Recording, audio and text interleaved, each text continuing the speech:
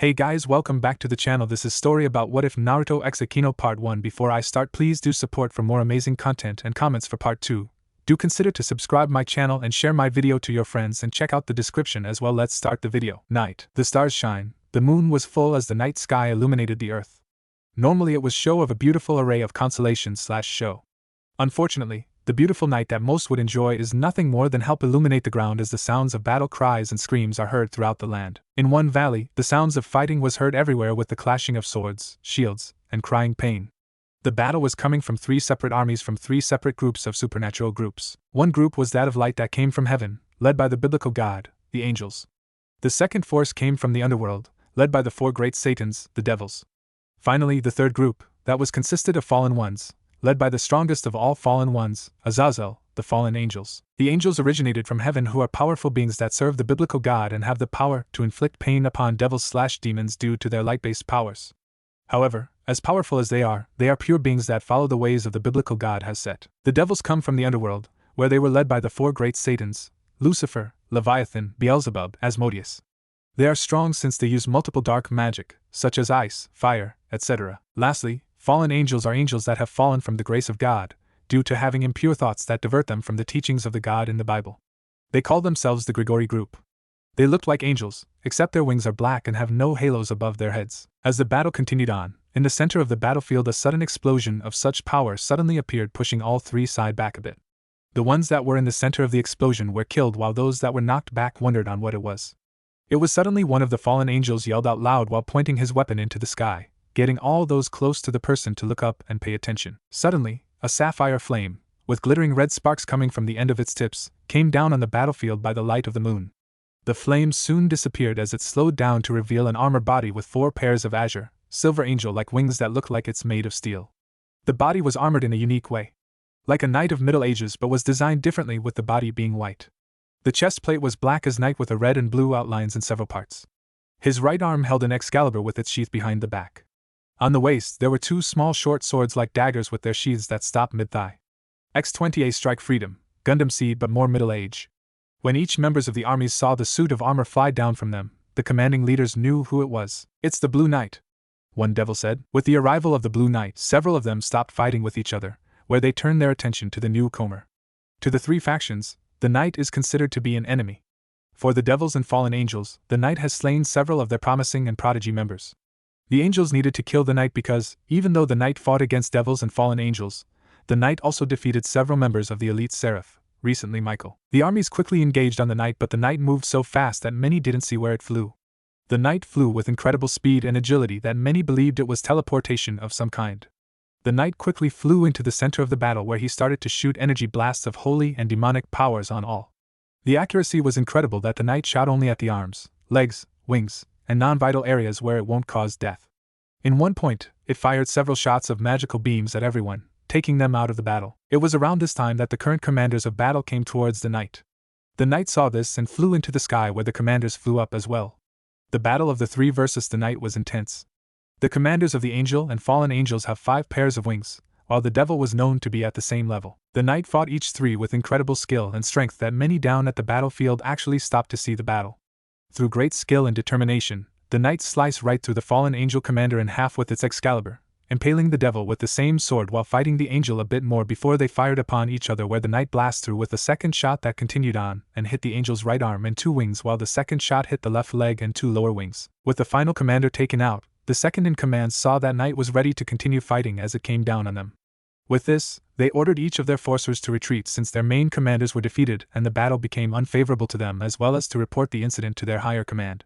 Most retreated while others stayed in hopes to turn the battle in their favor, devils and fallen angels, but were quickly silenced by the Blue Knight.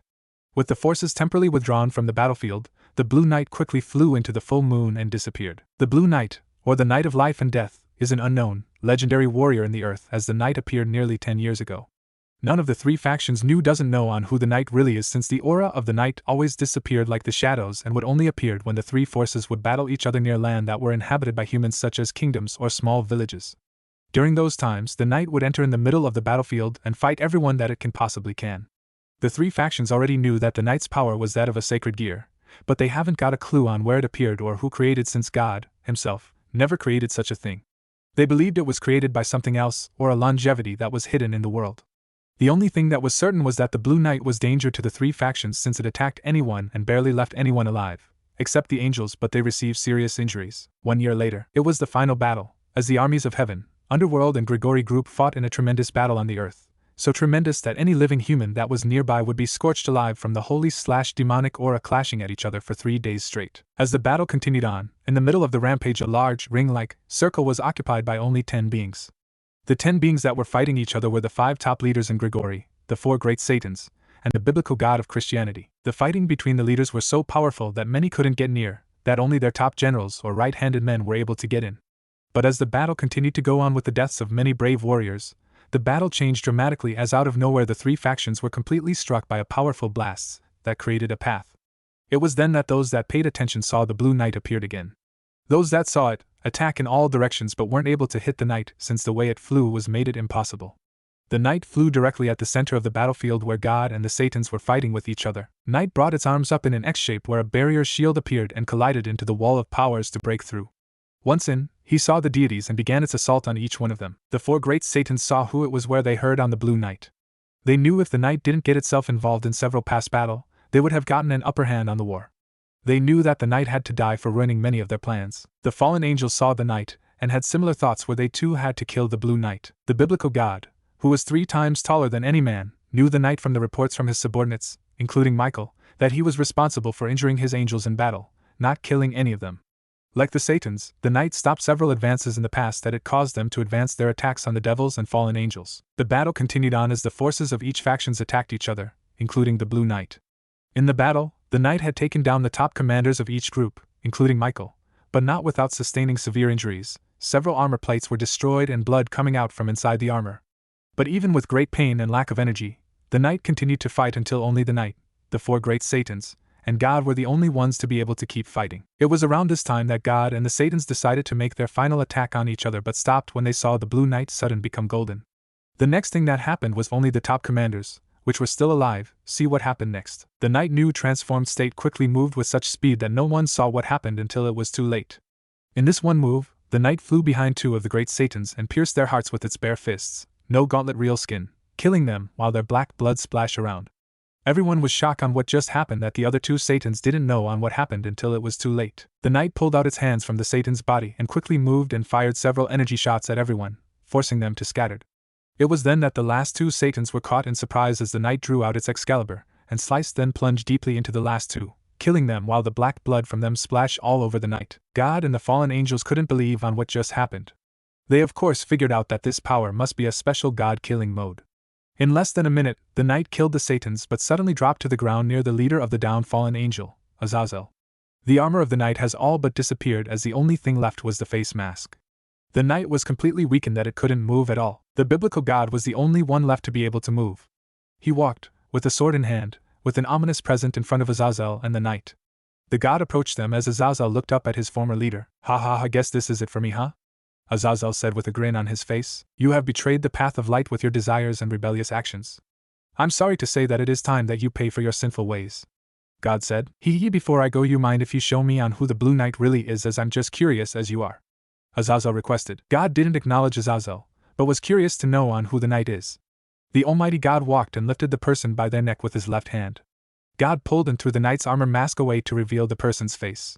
God and Azazel looked to see that it was a young boy in their late teens to early 20s with blonde spiky hair. The boy had a face that could attract many young women to him. God examined the boy to see on what this boy powers really is but couldn't find an answer since he can sense a sacred gear but wasn't able to tell on how it was created or where it originated but could feel a familiarity that he couldn't put. Azazel looked at the young boy and could see that he was out cold, wasn't able to defend himself. As he stared he heard God speak up. "Strange, I can sense both light and darkness in his soul, yet can't sense any evil or good in him. But in any case, he must be punished for his sins." God said, "Oh, and what sins would that be? He killed many devils and fallen angels while leaving only injured angels to you. The way he fought, you should be thanking him for killing your greatest enemies."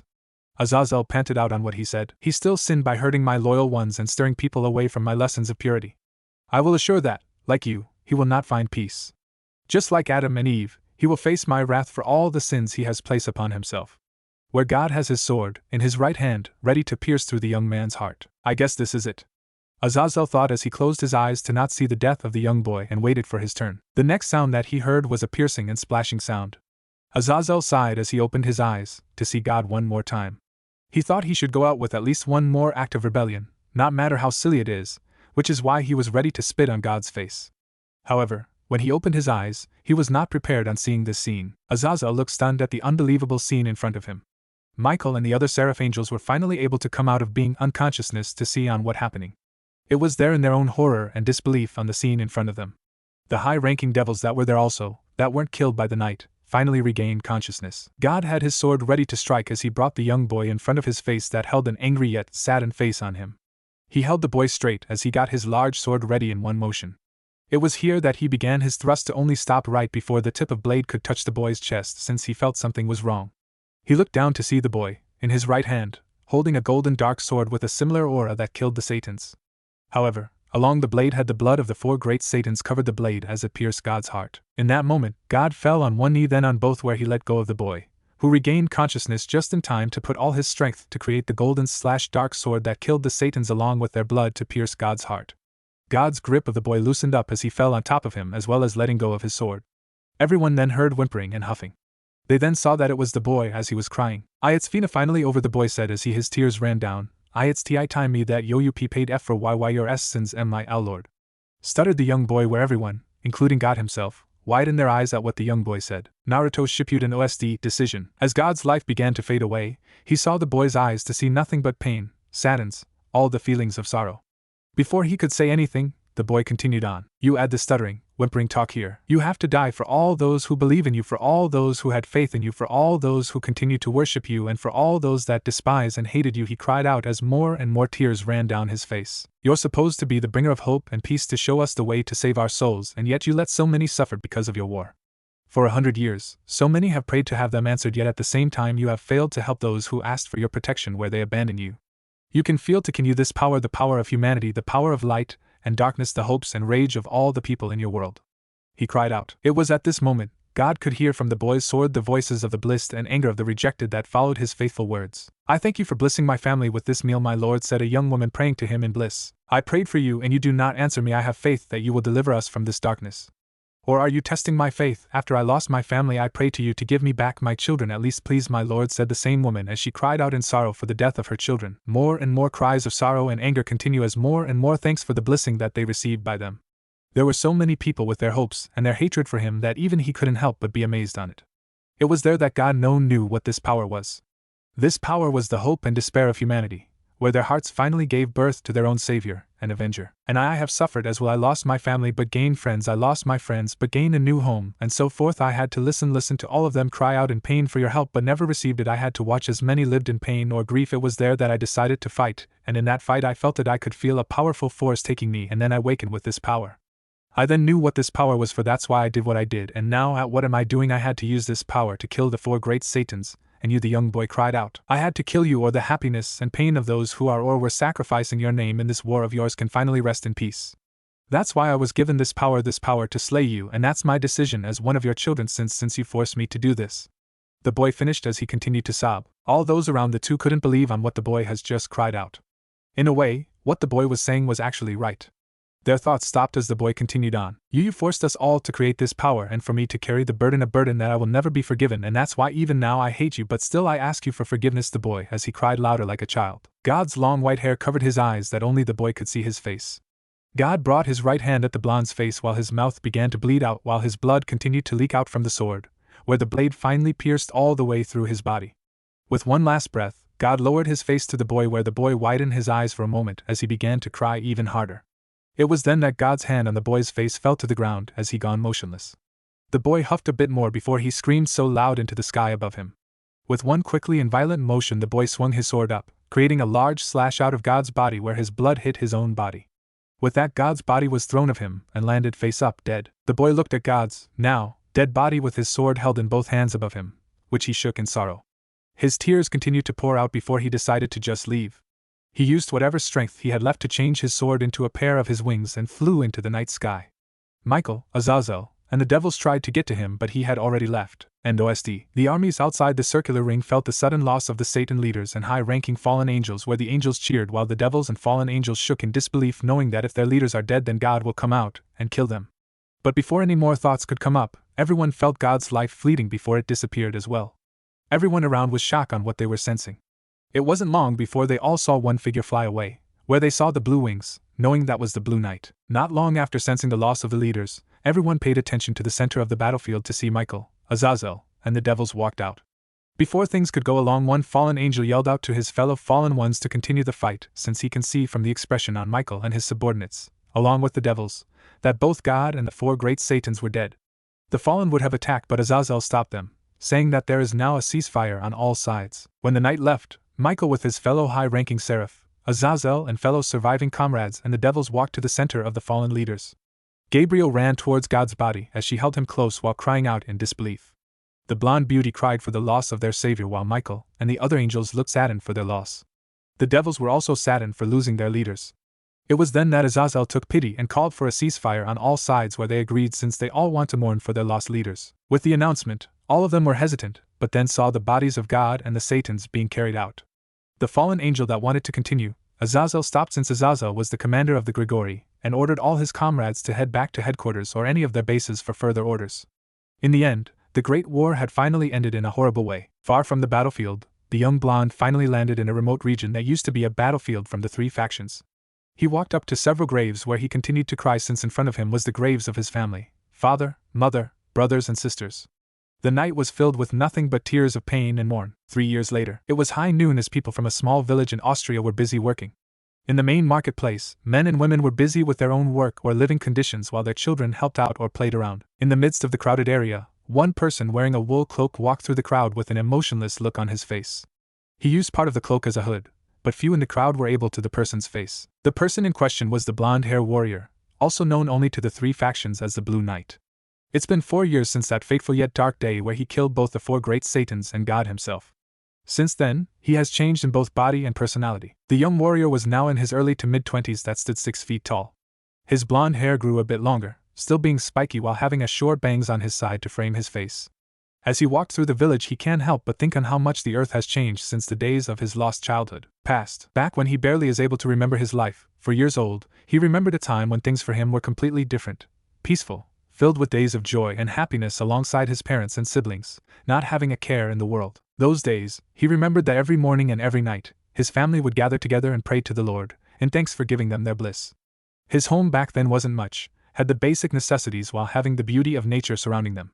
In a way, his family believed that God had given them or allowed them to live in the eternal garden that the Bible has written down. As a boy, he was completely blessed, since living with his family and happiness, back then, was the only thing he ever wished for, and thanked God for it every day. Of course, that peaceful reality didn't last long, ever since the night he lost everything. It was the middle of the night as he was asleep along his brothers and sisters while his parents were in another room. They were so deep in sleep that none of them didn't hear the sounds of footsteps coming towards them. Outside the scrawny home, a group of fallen angels were moving in silence as they came to find a place to hide themselves. The reason they were trying to hide was that a larger group of devils were after them. At some distance, there was a small quarrel where the devils and fallen angels fought against each other, where the fallen angels that were able to last the longest retreated in order to regroup and escape, where they found the small home and thought it would a good place to hide. As they went in to hide, a few looked around to see it was inhabited by a family but didn't care for it since they wanted to live. They decided to leave the family alone, since if the devil sees the dead human bodies, they'll know that they might be nearby. Going inside the building, one of them saw the cross of Christ on one of the walls. He informed the others, which told them that this was a house of Christianity believers. They had to leave immediately, since this could alert the angels of heaven on their whereabouts. As they tried to leave, one of the devils spotted them, which sparked the battle all over again. The sounds of battle that started awakened the family from it. The parents looked out to see that it was battle of supernatural beings. They quickly went to their children to get them out of here and into a safe place. As the family tried to leave, one of the devils was thrown near them, where the father had his wooden pitchfork, along with a cross, to defend his family. He told them to run into the woods for safety. Devil saw the man with a weapon and cross, and though he was an enemy, he quickly attacked and killed the father. The mother and her children ran but heard the sound of a man being killed. The father died on the spot where his children cried, while the mother quickly let go of her grief since the battle continued on. She quickly moved them into the woods but was suddenly struck by a rogue blade of light, killing her. The now orphaned children were shocked and saddened about this. They were too frightened to move. The only thing they can do was just pray, which they did, leaving them undefended. A few fallen angels and devils brought the fight towards them, where their clash was going to hit the children. Just as they were about to hit, another power blocked them, forcing them to back off. In the sky, a bright light appeared, where the children thought it was the sun. It was then that a group of angels descended down to the ground.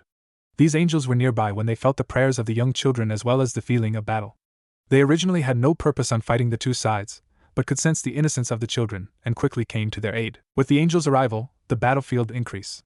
The leader of the angel group ordered 2 of them to guide the innocent children to safety, while the rest provided cover and support to assure they left unharmed as they deal with the devils and fallen angels. The 2 angels got the children to run towards the woods towards the nearby river. As they ran, their guardians were forces away from attacks by one of the fallen ones that separated them. In the skirmish, a powerful demonic blast came out of nowhere which hit the children dead on except for one. In one desperate move, the older sibling threw his youngest brother into the sky, where the shockwave of the blast threw him into the river, where he was carried away as he struggled to stay alive. As the morning sun began to shine on the land, the young 4-year-old was on the riverbank just a bit of distance from his home, but still recognized from his time with his father. He started to walk upstream to get back home. It took him about a quarter of the day because of his small body, but was able to make it. When he got back home, the only thing he saw was his home was now destroyed. He walked around till he found several graves with the cross of Christ. It was on their graves that made the boy suddenly cry, since on the graves, he can see his family wooden crosses, that even he had one, being on it. He can tell since along with cross, some beads were on the rope that acted both as a pendant or wristband. As he cried, he pulled out his wooden cross that was around his neck and began to pray. "Oh Lord, please bring Basie, Mama, Papa, my brothers, my sisters," cried the young boy as he prayed as best he could, as he was now all alone. After the fight, several more angels arrived to help those that were still alive. The ones alive felt the battle along with the innocent Christian family that was praying for help. The angel doesn't know on what happened to the children, where he pointed out that they were going near the river. One investigated to only tell them news on that the children were killed. This saddened them, especially from the remains of the home, that these people were strong in belief to the Lord given the Christian items around the house. The only thing they could do was gather their bodies, bury them with their crosses, and pray that the Lord will be kind-hearted on letting the family live in heaven. The boy had stopped praying when his prayers weren't being answered. He decided to head over to a friend of his parents, who were also Christians, that lived not far from here. It took another couple of hours before he made it, where his parents' friends learned on what happened to their friends, learn as much from a 4-year-old. They took in the boy and made him a part of their family, along with their own 2 children, since they knew that their old friends would like that. It was another 2 years where the boy and his new adopted family had left the secluded area to look for a more peaceful place in a large village or kingdom, as well for the husband to look for work, where this time, the boy learned another harsh lesson in life and questioned his faith. The family had moved to a small village where they lived a pretty decent life, which the family continued to follow the path of Christianity. However, faith is not always answered. At one point, the father had gotten sick, where the mother and her oldest child had to go to work, while the 2 young ones were left to take care of the home. As things were getting tough, their employment was cut off, which made food scarce for them. Things were getting pretty bad until the nightmare reappeared once again. Human bandits used the cover of night to start an attack on the small village. Many fought to defend, yet many has fallen in the bandits' attack.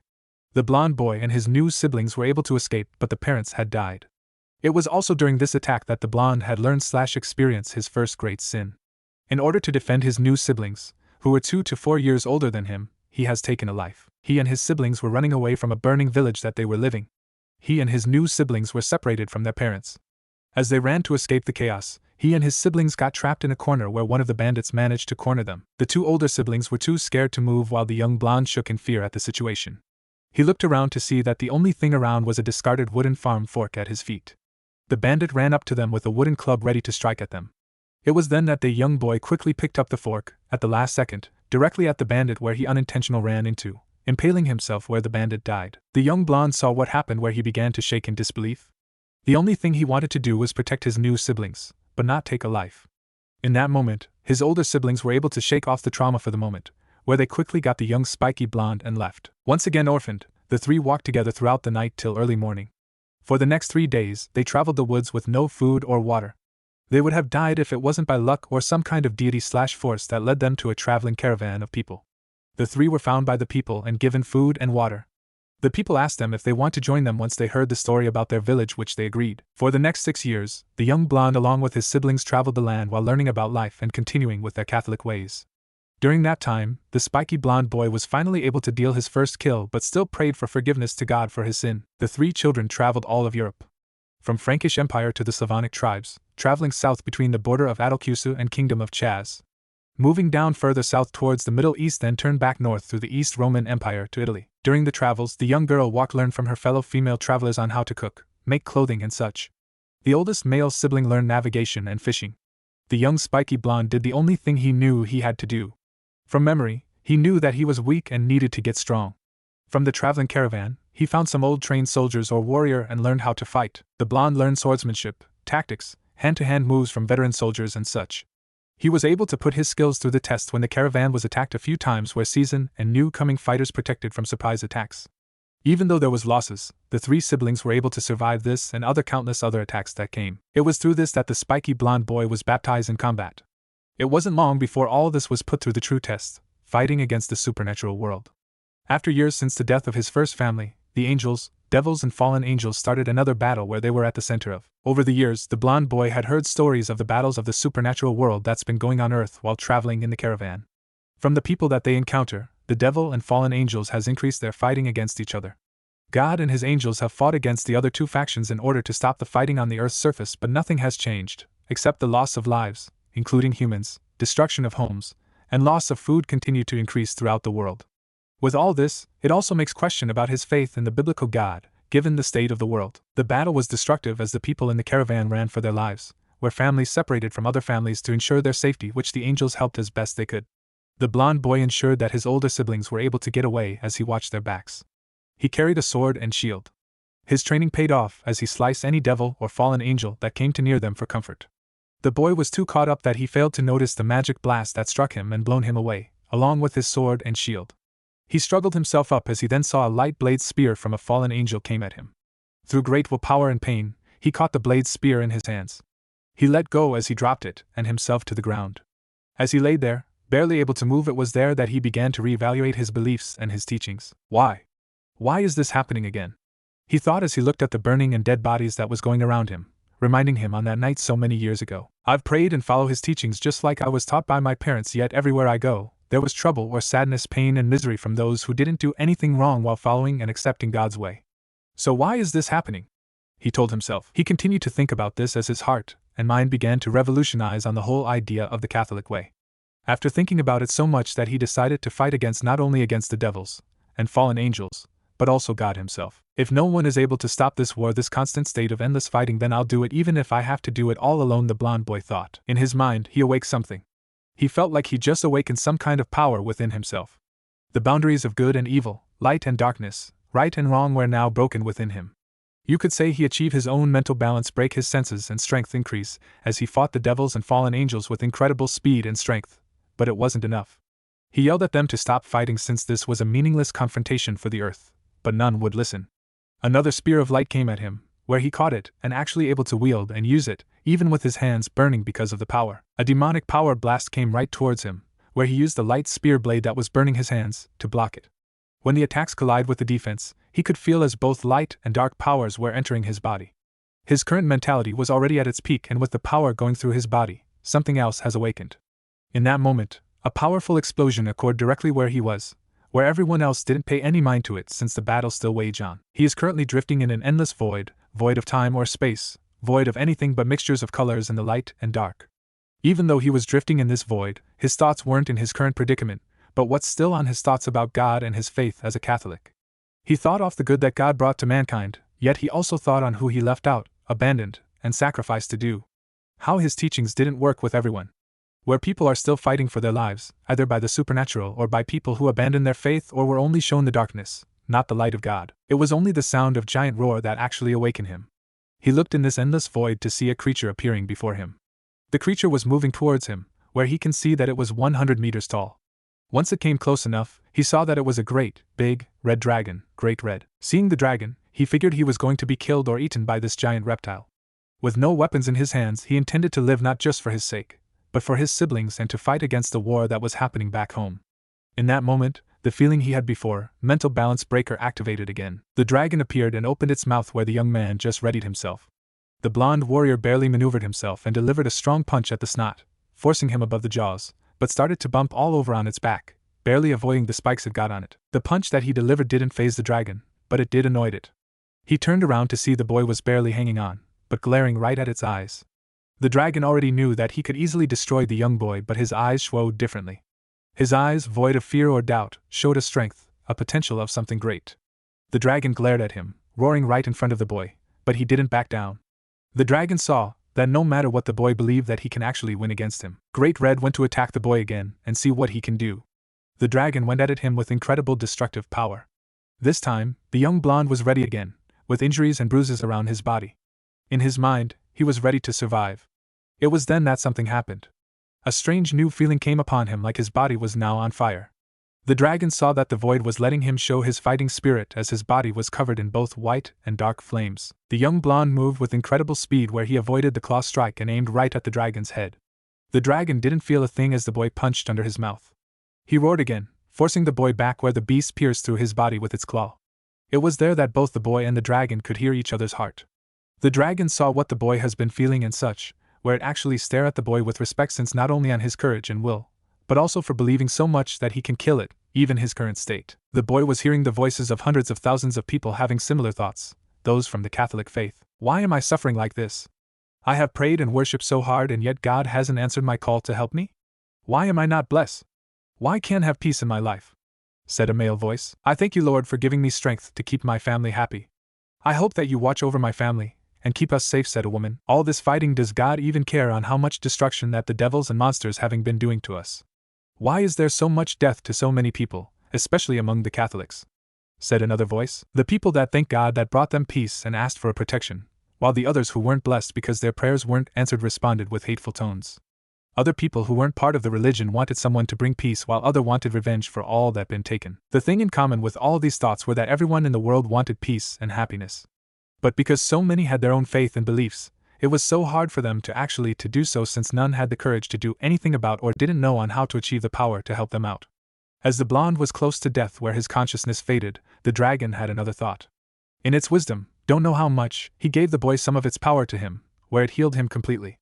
Then out of that power, it gave him a fang where he would let the boy heart decided on it. The blonde warrior wanted a sword to protect, but also help him protect him to survive the war that was happening, to help mankind bring peace and to take revenge on what's happened to them.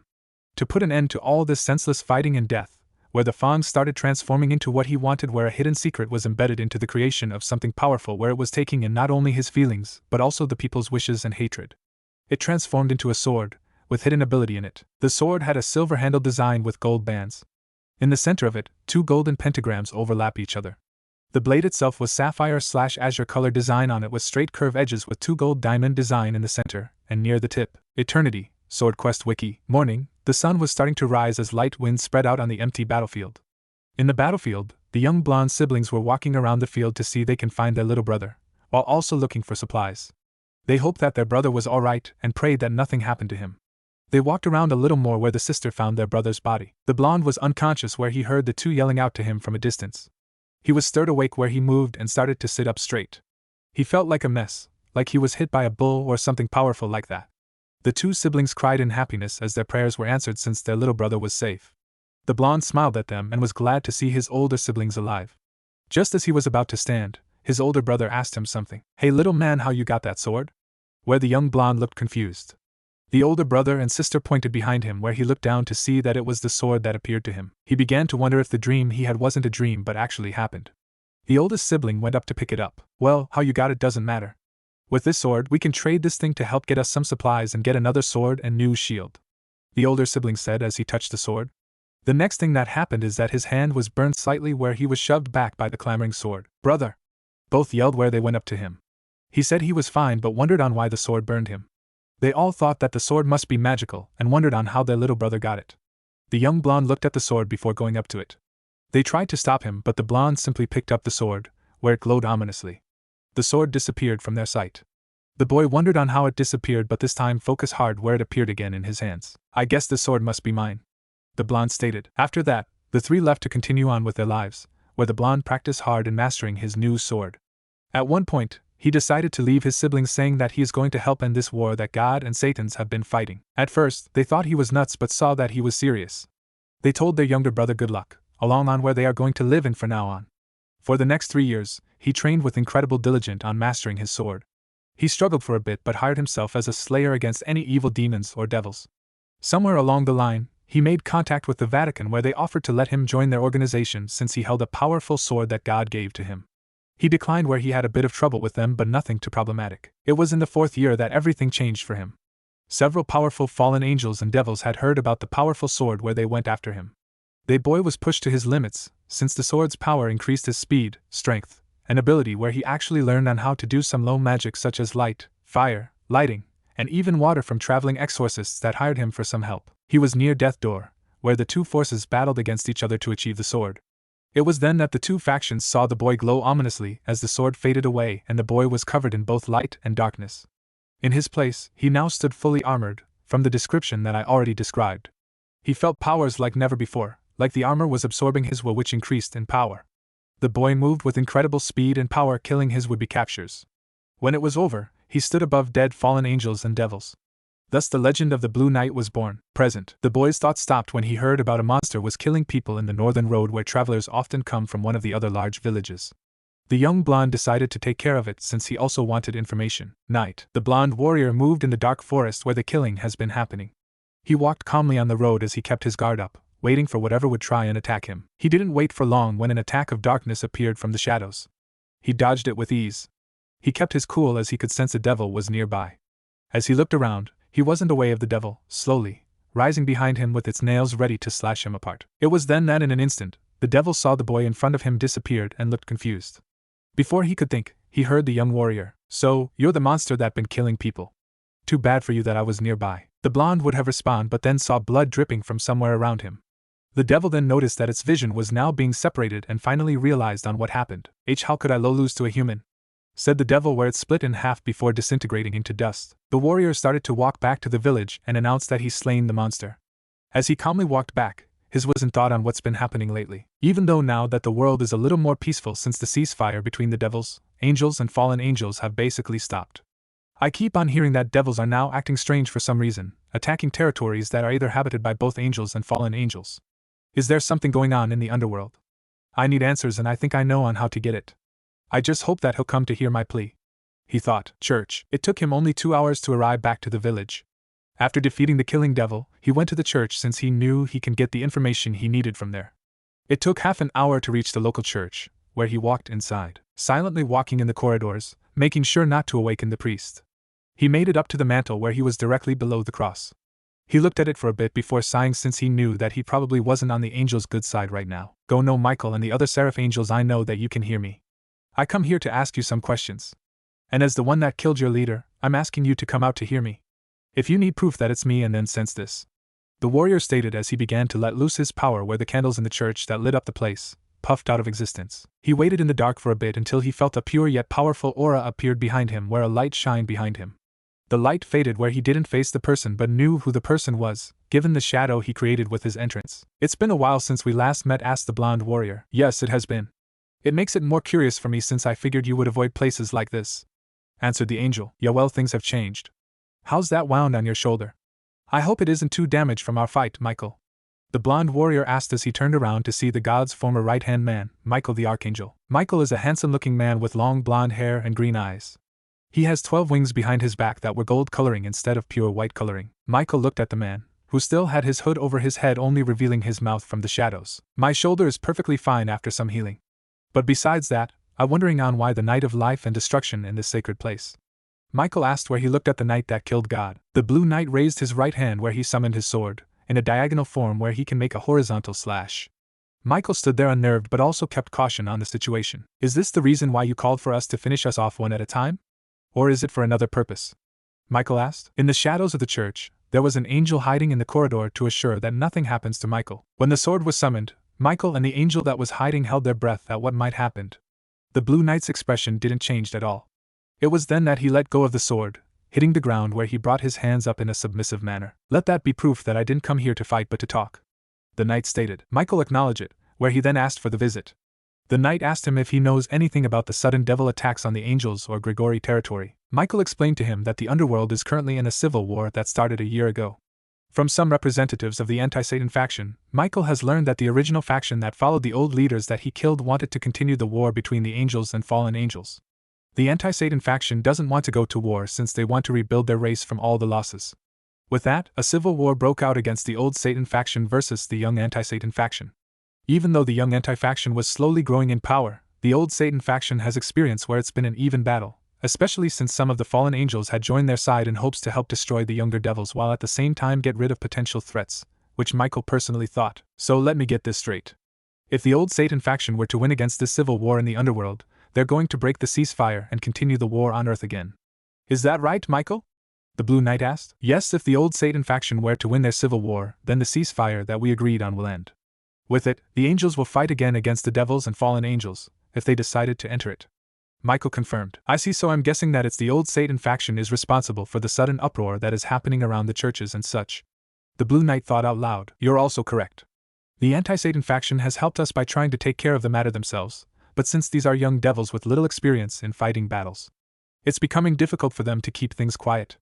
Michael confirmed the knight's thoughts. The young knight was quiet where Michael could see that he was deep thought. It ended when Michael saw, even with the darkness all over them, the serious, piercing blue eyes that he had. Michael, I have a favor to ask you, the knight asked, looking at Michael. What would that favor be?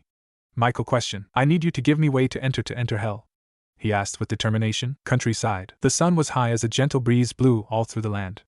Birds and other animals are busy doing their own things, giving the current atmosphere a soothing feeling. As the terrain gave a beautiful scenery, on a pathway was a young man with a hood cloak, where it was down to reveal his face. The young man was 6 feet tall, who was in his mid-20s, wearing the standard clothing that the people in the 9th century would wear. The person walking down the path was the Knight of Life and Death, also called as the Blue Knight. Currently, he was traveling to the farthest northwest territory in Frankish Empire, Britannia, which was only half a day away for him. It's been a week since he had his conversation with the Archangel Michael and his request to venture to hell. Flashback. The great Archangel Michael, who was the first angel that biblical God has ever created, couldn't help but have a look of surprise and disbelief. Right in front of him, the knight that killed his leader/father is asking him to give him a passageway to enter hell, willingly. The great angel looked at the piercing blue sapphire eyes of the warrior before taking a bit of serious look of his own. Michael took a deep breath before letting go as he looked at the young man. Why are you asking me this? What do you hope to accomplish for making such a request? Michael asked seriously. The young warrior looked at Michael with a serious look. I intend to help the anti-Satan faction win in their war by killing the leaders of the old Satan faction, he plainly said. Why do you want to do that? Is it for glory or vengeance? Michael asked. I don't fight to make a name for myself, and I have already been through enough to forget about any vengeance that I had a long time ago. The reason I want you to send me to hell is assure the peace in this world, the knight stated. For peace? You intend to throw yourself in the depths of the underworld where sinners and the darkest of souls are sent in order to maintain peace? Michael clarified. Yes, the young warrior stated, where he told him that he'll go to the underworld and help end the devil's war so that human world would be safe for the time being. Even though he had his own personal reasons, he knows that by going to the underworld to ensure that the anti-Satan faction win is the right thing, since they said that on their side, major families and other high-ranking devils don't wish to continue the war since they want to secure their family's safety and such, which would take decades or centuries depending on what's going on. I see, although you must understand that the devils on either side would have their own issues against you. Even if you do help in stopping the Great War from restarting again, they would still come after you for what have you done to them for the past decade. Michael said. I already know that and I don't care about it. As long as I'm able to ensure the safety of this world, then I'm okay with it. I'll just have to sleep with when I open, the Blue Knight stated. And if you actually manage to survive all the way and end this world, I suppose you'll return to Earth? Michael remarked. The Blue Knight looked at Michael as he said, I intend to survive all the way to the end, but I'm not coming back. Giving Michael his answer, where Michael looked a little confused before understanding on what the Blue Knight meant. I see, so that's the reason why you want to go. You plan on dying over there, am I right? Do you believe that by fighting and protecting both the earth and heaven would give you sanctuary? Are you asking us to allow you into heaven when you die? Even with all the sins you have done, and not just us in heaven, but also the devils and Grigori group, in order to receive redemption? Questioned Michael. No, I don't want redemption. If anything, I wish that for my family that the angels failed to protect, and my adopted family that took me in sanctuary for all of them, since they have nothing to do with this. As for me, you can send my soul to the deepest abyss or in limbo for all eternity if you wish. The knight answering Michael's question. Michael was surprised on what he just heard, and by the look of the warrior's face, he was completely serious. Michael asked on why he is making such requests, on why he is sacrificing everything, even his afterlife, for his request. The young man told Michael that this world has suffered so much because of the supernatural world. So many families were separated and lost from the battles that took place here, where many had prayed and yet haven't been answered, where they all died.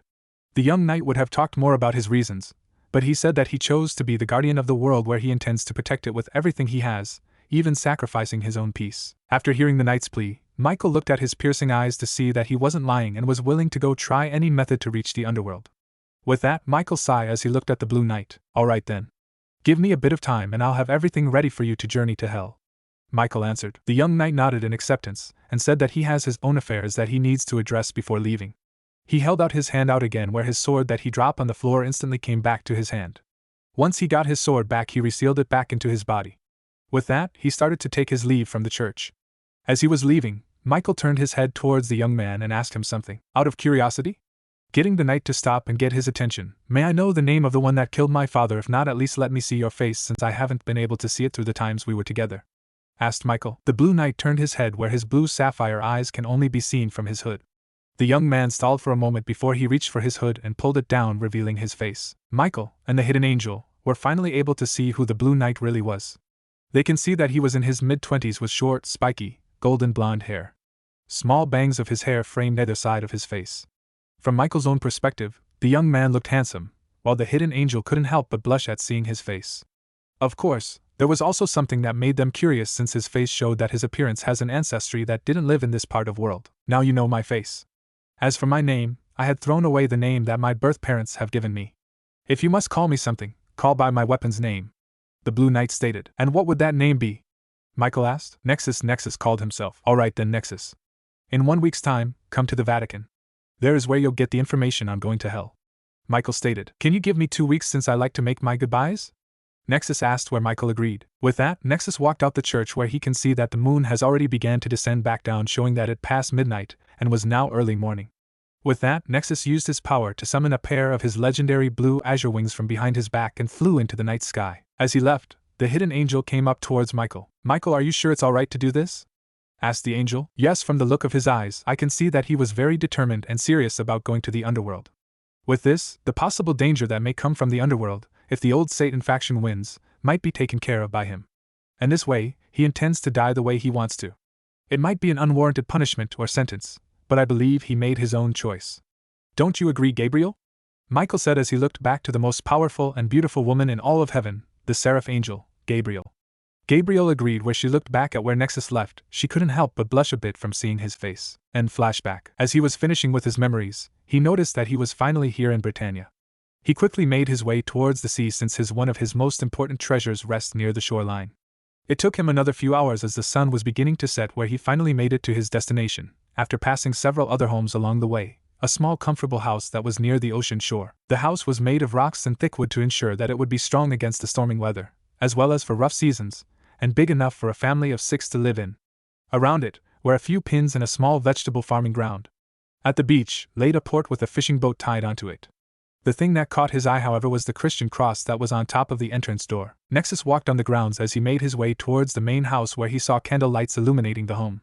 Nexus guessed that the people inside the house were about ready to enjoy dinner. He moved towards the front of the door, hearing the voices of rowdy noises of young and old people, where he knocked on the door. The home went silent for a moment before hearing someone walking towards the door. He waited outside before he saw the door open up to reveal a beautiful young woman who was mid to late 20s. She was a few years older than Nexus, where she has brunette hair, braided, wearing a nice short-sleeved shirt and long skirt. She had very beautiful light brown eyes, who looked a bit confused before finally recognizing the person in front of her is. You are? The young woman stuttered out before Nexus spoke to her. It's been a few years, hasn't Elizabeth? Nexus smiled. It was then that Elizabeth quickly went and hugged her younger brother with a cheerful squeal. The people inside came to the door to see Elizabeth cheerfully greeting the guest. The young man, who was the same age as Elizabeth, quickly greeted Nexus with a smile on his face. My God, it's been a few years, hasn't my brother? Said the young man. It has been. The last time I saw you two was when this little girl over here was a year old. Pointing at the girl who looked like her mother except she has red-brownish hair. It has been. Kids, come meet your uncle, the young man said, where the kids cheerfully ran up to him, where they hugged him with all their might. I hope you've been taking care of my sister, since you know that I or our brother would make you regret it, Aaron. Nexus joked at him. Aaron is the same age as Elizabeth. He was the same height as Nexus, where Elizabeth was half a head shorter than them, while having short bright red hair. The story behind this is that Nexus helped Elizabeth and their brother look for a home in Britannia 10 years ago. During that time, she met Aaron, where both hit things off as friends. It was later, before Nexus announced that he was leaving home for good, that they both grew close. Nexus came back to their wedding a few years later, where many friends and Aaron's family rejoice off their union. Nexus later visited again, where he found out that she had a baby girl, named Joanna, with Aaron, and couldn't be happier for her. I see that you now have son. I'm guessing that he's only 3 or 4 years old, Nexus said as he looked at the light brown hair boy. Yes, his name is Michael after the Archangel Michael, Aaron stated. Nexus said that it was a lovely name. Joanna said that she hoped that the Archangel Michael would not only watch over her younger brother but also them like God. Nexus agreed, where he inner thought about keeping the Lord's death a secret. Dinner is about to be served, how about you come and join with us? Aaron suggested, where Nexus humbly agreed since he said that was the reason he came here, where everyone laughed. During and after dinner, Elizabeth and Aaron asked Nexus about his life on being an exorcist. A while back, Nexus told them that he became an exorcist for the church and did missions that heaven has asked him to do during the Great War. Of course it was a lie so they wouldn't know what he really did. Oh, it's very dangerous when fighting against sinners and dark beings. But with all my faith, God helped protect and gave me strength to overcome such obstacles. Because of all my hard work, determination, and faith, I was finally able to see them. Nexus explained. Them? Asked Joanna. I saw the archangels, Michael and Gabriella. Smiled Nexus, where the family looked at him with astonishment. They began to ask him questions about how they look like, what type of personality they have, and such. Nexus told with a smile on how they look like, where they looked envious on being privileged on seeing them. The reason why is because this family is also follower of God himself, Catholic like Nexus used to be. You're so lucky, uncle. I wish I can see both of them including God. Joanna said. I actually got to see God himself, well actually just his figure from a distance. Nexus said, where everyone looked wide-eyed at the young man. Nexus began to explain that he helped in the final battle against the devils where God fought, and won against the 4 Satans, but got hurt himself. He told them that he saw God from a distance since he helped in protecting the wounded angels that fought alongside him. The family were happy to know that God returned peace to the world and defeated the Satans. Nexus told them that it was because of many people's faith that the world will be peaceful one day in the future. Nexus had a hidden frown on his mind since he practically told his sister and her family a lie. After he killed God, he decided that it was best to keep it a secret from everyone since he doesn't know on what would happen if people knew about it. He didn't even want to think on what could possibly happen, so he decided for himself that he'll keep that bit of information to himself and take it with him into his grave. Later, underneath the shimmering stars, Nexus walked on the beach that was close to his sister's home. He comfortably walked alongside the coast, enjoying the light breeze that the sea gave him. He walked for a bit more before he stopped as he closed his eyes. He slowly opened his eyes, where he turned his body and gazed towards the ocean. I know that you've been following me for the past few days, so you might as well come out now, muttered Nexus, where he waited for a bit. It didn't take long before a bright white glow appeared behind him. He turned around to see that it was one of the top 4 seraph, Gabriel. Nexus looked at Gabriel with curiosity since he wondered on why she was here. Hello Gabriel, why have you been following me for the past couple of days? Are you here to tell me that Michael has finished with the arrangements? Nexus asked. She shook her head to tell him that Michael hasn't completed his request. Instead, she looked at Nexus with a bit of bitter/upset/angry look, where Nexus was wondering on why she was looking at him like that. What's with the look? You look like you want to strangle me or something like that? Questioned Nexus. Before Gabriel could say anything, she saw Nexus look startled as he looked back where he walked. She waited for a moment before seeing him look back at her with concern on his face. Gabriel, please pretend that I work for the church. Nexus asked instantly. What? She stuttered in surprise. Please, the family I'm with doesn't know anything about me. They don't know about him being dead. So please keep it a secret and pretend I'm exorcist. Nexus said before he went on one knee like he was bowing to her. It's a great honor to be near your presence once again, Lady Gabriel. Nexus said. Before she could ask on why he was doing this, she finally sensed why he was so worried. She sensed that someone was approaching them, a young and innocent soul from what she can tell. It came from the home that he was staying in, where she looked down at him. It was then that she got what he wanted her to do, keep the secret of his life, just that, a secret. She quickly got into character. No, I as well as my brother and father should be the one thanking you for all your hard work for these years. I know that you're having some time to yourself, so I hope you enjoy your freedom before we have to call you up again. Gabriel said. I see, so this visit is just to thank me. You shouldn't, since I'm doing this out of my own heart. But if anything, can you watch over my family and grant them peace when they go to heaven? That's all I like, Gabriel. Nexus humbly asked. Do not worry, I can sense the purity of their hearts. They'll be welcome to heaven, just like the little girl that is watching over us right now. Smiled Gabriel as she stated where she near the hill near the beach, while Nexus acted surprised at being caught like this by his niece Joanna. Joanna woke up in the middle of the night where she heard some noise moving around the house. She looked over to see that her uncle had left the house. She looked around to see that her family was still asleep, so she went to follow him since she was curious on why he was leaving so late in the night. She followed for about 15 minutes before she saw a bright white light glimmer ahead of her before she decided to look for herself. It was only when she reached him that she saw that he was kneeling down in front, of her own opinion, the prettiest lady she has ever seen, but was also wondering on why the woman had white wings behind her back. She quietly got closer until she can hear them mutter out their conversation where she can barely hear. It was only when she heard Gabriel's name that she was stunned in disbelief, where she decided to secretly leave. She of course stopped when she overheard that she's been found out.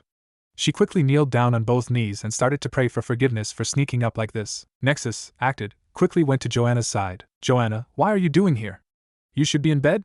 Nexus asked, but figured out the reason already. I came because you left the house in the middle of the night, uncle. I was worried when I saw you walking away. I didn't know that you were meeting Lady Gabriel. I asked for forgiveness from the both of you, muttered Joanna. Before Nexus could say anything, they both heard Gabriel walk up to them with a smile on her face. Do not worry. You're only a curious child.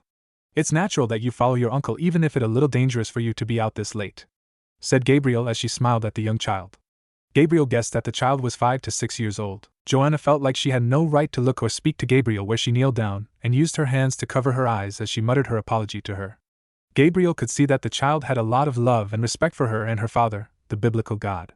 Gabriel told her that it was alright and that she can look upon her. Joanna did what she was told, where she looked up in amazement on how beautiful Gabriel really is. Gabriel is an extremely beautiful woman with curly blonde hair and a voluptuous figure, where Joanna believed the Bible said that Gabriel was the most beautiful woman in heaven. She can tell from how she spoke to her that she was a humble and polite angel and can feel this warm presence coming at her, like she could feel true peace. After getting the shock out of her system, Nexus told Joanna to run back to bed since he doesn't want her family to worry about her. Joanna agreed, where she began to run back home with excitement in her heart. Both Gabriel and Nexus waited until Joanna was out of sight before going back to their conversation. But before they could, they heard Joanna say out loud to Nexus, "Uncle, you were right. You did help the angels fight against the darkness. I'm so happy that God is watching over us." With a smile on her face and new faith in her eyes, Gabriel looked hurt, where she then looked back at Nexus, who already went back at looking at the ocean. "So you have told your family that you work for the church and have been fighting with heaven in the Great War?" she stated. "Yeah, well, I can't exactly say that I fought against not only devils but also angels and God himself, since they are Christians," Nexus explained. "So, they don't know about my father?" Gabriel questioned. "No, my sister and her family are very faithful in the ways of God. I can't exactly tell them that their lovable uncle is the one that killed him now, can I? Besides, I don't want them to feel like they are carrying a burden on their shoulders. If anyone should carry that burden, it should only be me," Nexus explained. "I see," Gabriel said as she turned around and began to leave. "Where are you going?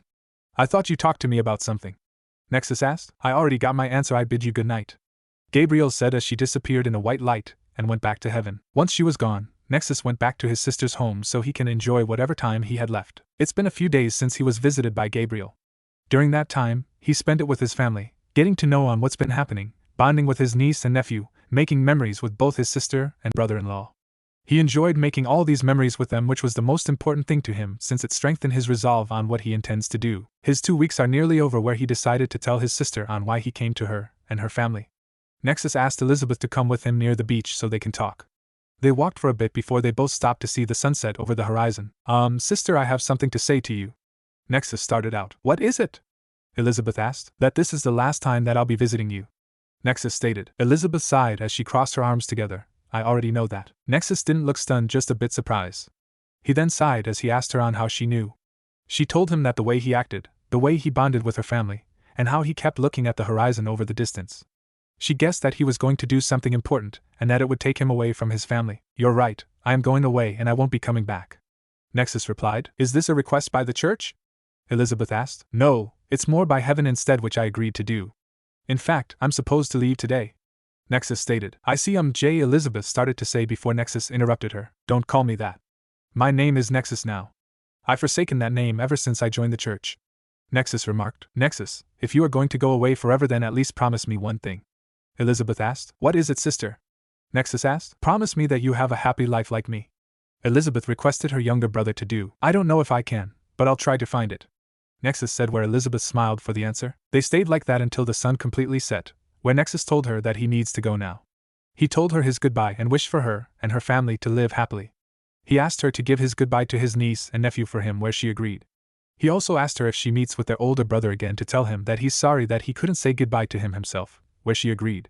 With that, he began to walk away from her and the home and not look back. Nexus walked for a good hour before he used his power to form 2 pairs of his blue wings and flew up into the air.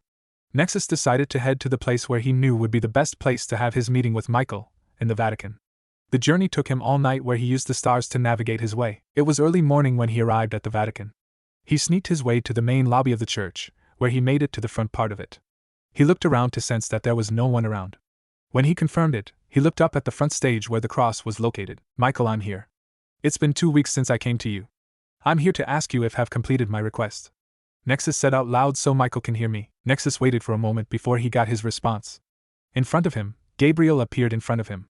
Nexus was wondering on why she would appear to him, rather than Michael. I see you've arrived, she stated. Yes, I'm curious on why Michael isn't here, Nexus remarked. Michael is very busy since he and the other Seraph are busy in remaking the system that God had placed up. Gabriel explained. I see. Has my request been completed? Nexus asked. Yes, although Michael had to ask for some help. Gabriel answered. What type of help? Nexus was curious about. You need to head towards Tagathia. Let your power pour out of you where your help to enter the underworld will await you. Gabriel explained where she was ready to leave after giving him the information he needed to know. Wait, stopping Gabriel from leaving just yet. I know that heaven won't forgive me, nor do I expected it, but still, thank you for letting me do this, Nexus gratefully said to Gabriel. Nexus quickly ran out of the church, where Gabriel prepared to head back home to heaven, but not before controlling the blush that appeared on her face. Next day, Nexus has flown from the Vatican to Gothia, making it by noon. He silently traveled to the most populated village/town where he decided to eat and rested until night. When night appeared, he went to the highest and most isolated building in the town.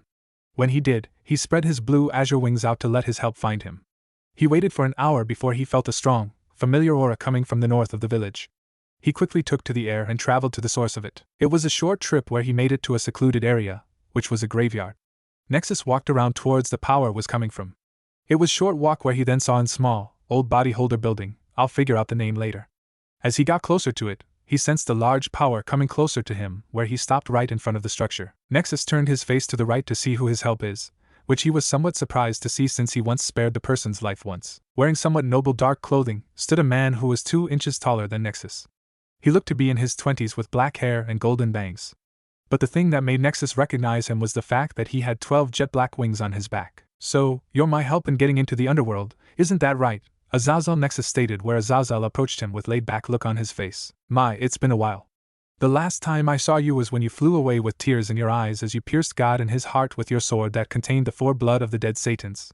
You've grown up, Azazel stated. Azazel breathed a bit before looking at the man in front of him. So, I hear from Michael that you wish to get to the underworld. Why do you want to go over to that place? Are you trying to start something? He charismatically said to him. I heard about the Devil's Civil War that's been going on in the underworld. I wish to fight alongside the anti-Satan faction to assure that the Great War doesn't start up again, Nexus stated. Azazel looked at the young man in front of him and could see that he was completely serious. He analyzed the man for a moment or two till he sighed, seeing that he wasn't showing any doubt or fear, where he led him further away from the village and graveyard. Once a bit of distance, inside a forest, Azazel turned around to meet Nexus' gaze. It was there that he pulled out, from his clothing, a plain old silver sword hilt where he tossed it to Nexus. Nexus looked confused where he wondered what it is. Azazel saw the confusion Nexus got where he decided to finally tell him what it is. That hilt is the key to get you into the underworld, Azazel stated where Nexus still looked confused. Azazel explained to him by channeling magical energy into the hilt, it would form a blade that would cut the dimension of the earth and teleport to the destination the possessor wants to go. It was created for the use of humans, who worked for the Grigori group, to get them to the battlefield or areas that they needed. Unfortunately, not many humans didn't have that much magical ability, so there was only this one hilt that was made. And you sure that this would work? Questioned Nexus. Yeah, I personally created and tested myself. It worked pretty well, Azazel answered with much confidence. With that, Nexus got what he wanted where he prepared to leave, but not before thanking Azazel with this key. He prepared himself to use the teleportation device before he heard Azazel to wait for a moment. Even though I told you how it works, I still need to tell you something else. Where Nexus paid close attention, the hilt can only be used once every 8 hours. If you go into a battlefield and end it in 4 hours, then you'll be trapped in the underworld until the charge up is completed for another 4 hours, which would leave you completely vulnerable for anything over there. That's also including getting any medical help, Azazel warned him. An 8-hour gap to enter and leave, huh? Nexus muttered to himself. Yep, so here's something else. This will show you a map where I, personally, put in secret bases around the underworld. You can use them to rest and recuperate when you are not fighting, Azazel said as he handed Nexus a device that would show/tell him where the bases are. Nexus looked confused where he wondered on why Azazel gave him this. Azazel sighed as he told him that even though they were enemies, he owed him his life since Nexus spared him a while back. He intends to repay him complete, which this would clear any debt. With this, you're on your own, Azazel stated. Nexus thanked Azazel and prepared to leave, but heard Azazel asked on where he got his sacred gear, since it's something that he doesn't know. Nexus said that it's a sacred gear that was born by the light and darkness of humanity, in a way. He also hoped that this power will be forever lost since he plans on taking it with to seal it away for all eternity. By the way, what's your name? Azazel asked curiously. My name is Nexus, Nexus answered. Nexus? Oh well, good luck, Azazel accepted as he started to leave the area. Once explaining, Nexus activated the sword and sliced the nothingness in front of him where a large two-person gate opened up. Nexus began to walk towards the lighted gate where Azazel can see that there was no fear or hesitation in walking towards the underworld. Entering the gate closed along with Nexus' fate. As Azazel was leaving himself, he thought on what he just did. I hope you come back. After all, someone who is able to put their own feelings aside for the sake of the world is someone that this world will need one day. It would be very interesting on how things would play out if you do return, Azazel thought as he walked out of the woods before spreading his jet black wings out and flew away from the area. Morning. The sun was rising from the horizon as the suburban city of Ko was starting to move with life. In the middle of the city, the students of a prestige academy were making their way to start another day of classes. The academy name is Ko Academy, named after the city/town, recently an all-girls private school turned co-ed. The academy building itself was more of a European model than a Japanese one. It had a cobbled pathway and a water fountain in the center of the courtyard in front of the school. In front of the gate was a stone bridge that stood over a water pathway that was just next to the street. As the students entered through the main gate of the academy, many students stopped walking when they heard a loud engine roar coming closer to the school before lowering down to a hum. Curiosity soon skyrocketed as everyone saw one of the most amazing motorcycles that anyone has ever seen pass by the main gate, then parked in a parking area that was across the street from the school. It was a MV Augusta F3 with orange/white paint job. As the students looked at the motorcycle from a bit of distance, they saw the person was parking the cycle at a nearby, open parking area that near the school. The person riding the bike got off and took off his helmet where the female students couldn't help but squeal and gush, lust for some, with excitement at seeing the young man walking towards the academy. Earlier, it was Friday morning as the sun had just risen, an hour ago, as a young man was finishing a light early morning training at a nearby park. The young man was 5 feet 9 inches who had short, spiky, golden blonde hair with 2 small bangs framing both sides of his face while having blue sapphire eyes with lightly tanned skin. Physically speaking, the young man was considered to be very handsome. His body was lean yet muscular, which can clearly see through his shirt. The young man is Naruto Uzumaki Namikaze, the future heir to the Namikaze Corporation. Naruto is an 18-year-old teenage boy, who, at a young age, is considered to be a prodigy. He recently moved back to Japan after being abroad for the past 13 years. The reason is his parents are the business owners of the Namikaze Corporation, that is one of the most profitable companies in Asia and Europe. Growing up while moving around the world, his parents have raised him to be a very respectable and honorable person.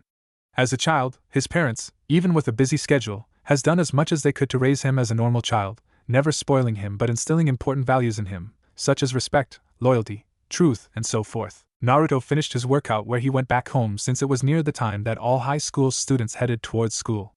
Of course, he doesn't start school until Monday morning.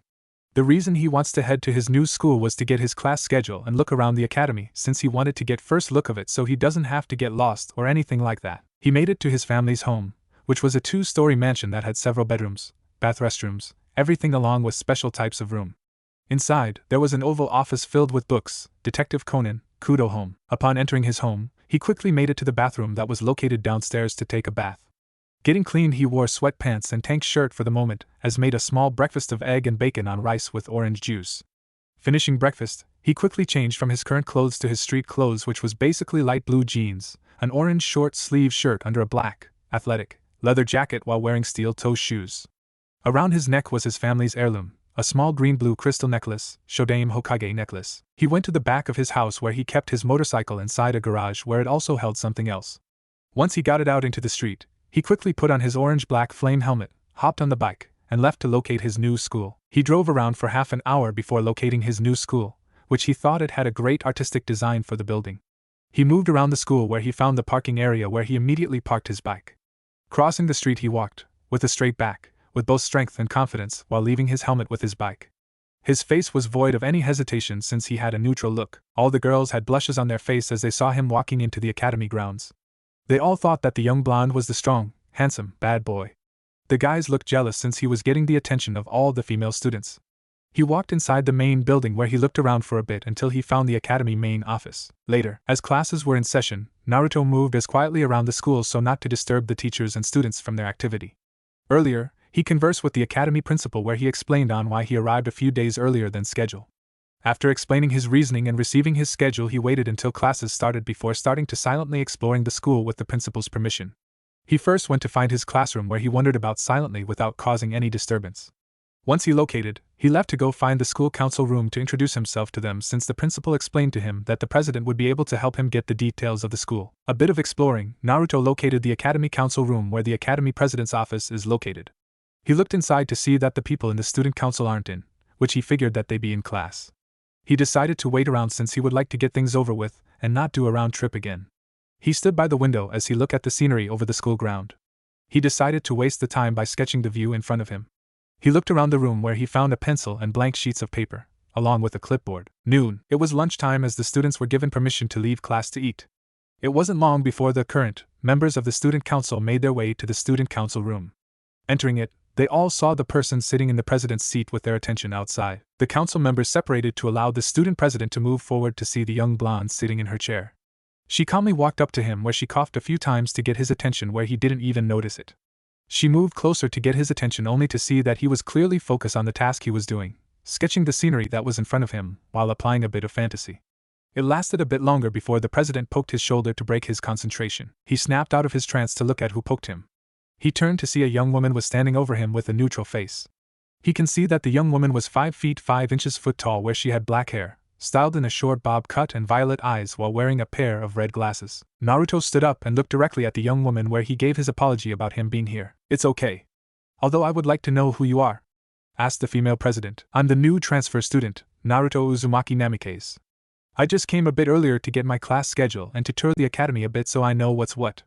Naruto introduced himself. The president looked in thought for a moment before realizing who it was. Oh yes, I've heard about you coming to the academy next week. You are a bit early but that's alright. Now you said you came to get your class schedule and to tour the academy grounds for a bit. The young woman said. Yes, what's your name?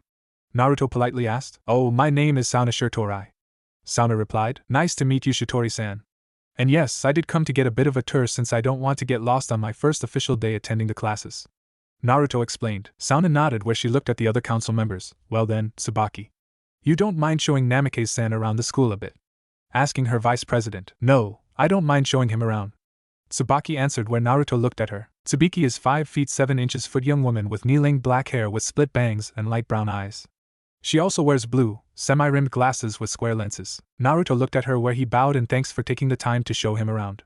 But before they could begin the little tour, Naruto spoke up first. I know that it's lunchtime right now from seeing the students eating their food around the school. So if you want to eat first, I don't mind waiting a bit longer since I don't know how much of a break you have. Plus, I can finish up my sketch. Naruto stated. Tsubaki thanked Naruto and took the offer since she was a bit hungry. The student council had their lunch while working on some paperwork. During that time, Naruto took a free chair that was in the room to finish his sketch of the scenery. Tsubaki finished her lunch in a few minutes where she told Naruto-san that she is ready. Arigato where he then placed the sketch in front of Sauna. Consider this a thank you, Naruto said with a smile before following Tsubaki out of the room. Sauna looked at the sketch where she admitted that it was very well drawn where it had not only the scenery but also a fictional setting blend into it to give a dream world effect. He's a pretty good artist, Sauna stated where she then continued to work. The tour only lasts for 30 minutes which Naruto was grateful since he still needed to check out the rest of the town. Tsubaki escorted Naruto around to the major points of the school. During the walk, he noticed that the female body looked at him with adoring eyes, along with the hint of lust in some. It wasn't till they reached the music department that stopped the tour a little bit since he noticed the lovely black grand piano. Tsubaki watched as he slid his hand in all the keys, where he did it a couple of more times in certain areas. A couple of keys are out of tune. I can see that the outer part of the piano is well cared for, but no one seems to have taken care of the interior of it though. Naruto stated. Is that so? Then I should inform Kaicho about it to retune the piano later on. Tsubaki said before looking at him with an impressive look. I must say that you have keen ears, Namikaze-san. Thanks, I'm a pretty good piano player. Although Naruto explained as he left the piano alone and picked up a violin, I'm much better in a violin or any other musical string instruments. Where he started to play it in a hip-hop version. See Josh Vietti promo video. Hip-hop violin medley .1, without the background music. Naruto's violin playing caught the attention of a lot of students that were nearby, including those outside the building. Tsubaki had to admit to herself that Naruto's violin playing is the best she ever heard, where there wasn't anyone in this academy who can play that good. She can also see the joy that was on his face as he played to know that he was truly passionate about music. Once his little fun was over with, Naruto asked to continue with the tour. He visited all the places such as the cafeteria, library and other important areas including showing him the outside tennis court. Finishing the tour, Naruto bowed and thanked Tsubaki for showing him around the school. She told him no problem where she took her leave, but also thanked him for the violin performance. Leaving the school grounds, he decided to look around the tree scenery since he would like to find a good place to train for another passion of his. He walked close to the old school building that was near the gymnasium. He looked around before hearing some giggling coming from some bushes. He went to investigate it, where he found 3 guys, kneeling down on all fours, looking through a window. He looked alongside them, where he saw several young women changing clothing. From the outfits that were scattered around, he guessed that these girls are from the kendo club. Naruto narrowed his eyes since he values respect for others' privacy, plus he also an honorable fighter who follows the way of Bushido. He broke the 3 grinning boys' view when they heard a cracking sound. All 3 boys turned to see a pissed-off blonde with his knuckles ready to give them a beating. All 3 screamed as Naruto got all 3 of them and gave them several lumps on the head along with several bruised areas on their bodies.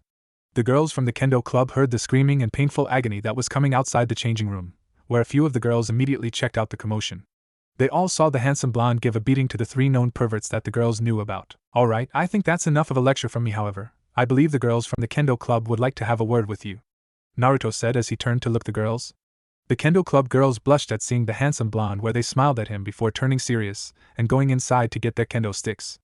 Naruto only waited for a minute before the entire girls of the kendo club came out with their kendo sticks. Naruto quickly grabbed all 3 by their collars, dragged them closer to the kendo club girls, where he gently looked at all of them. Ladies, even though I gave them a nice lecture where they all saw that each of the 3 perverts looked up at the blonde like he was crazy, while the girls looked pleased, but I think you ladies like to have a word with them.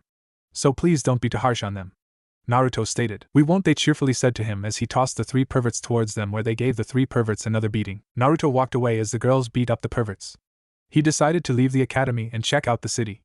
As he was leaving, he could feel someone was watching him. He looked around, where he only caught a glimpse of red hair that came from an open window from the old school building. He decided to drop it since he figured it must be some girl looking at him again. As Naruto walked past the gate, the figure that was watching him went back to the open window, where they continued their gaze on him as he left. The gaze that was viewing him before once again stood at the open window to view him leaving. The person that was watching him leave had their thoughts interrupted when someone else walked up behind them. Does Rias have an interest in the young man?" said the person in an amusing tone. "Who knows, but I must say that he is definitely interesting, to say the least, Akino," Rias remarked. "Yes, from his display of strength in beating up those 3 boys definitely shows that he's strong," said Akino. "That is also true, but I'm more interested in the fact that I can sense a strange power within in him," Rias stated. "Strange power?" confused Akino. "Yes, if you look closely, you can see that it's very mysterious power," Rias stated as they looked at the fleeting figure. Akino moved towards the open window to see Naruto leave. Akino looked at Naruto's leaving figure with a keen focus eye. "You're right, Rias, it is mysterious, although it would be very interesting to figure out who he really is, especially if we can see what's under his clothes in the process," Akino said with lust in her eyes as she looked at Naruto's butt, where his jeans gave a good impression on how firm it is.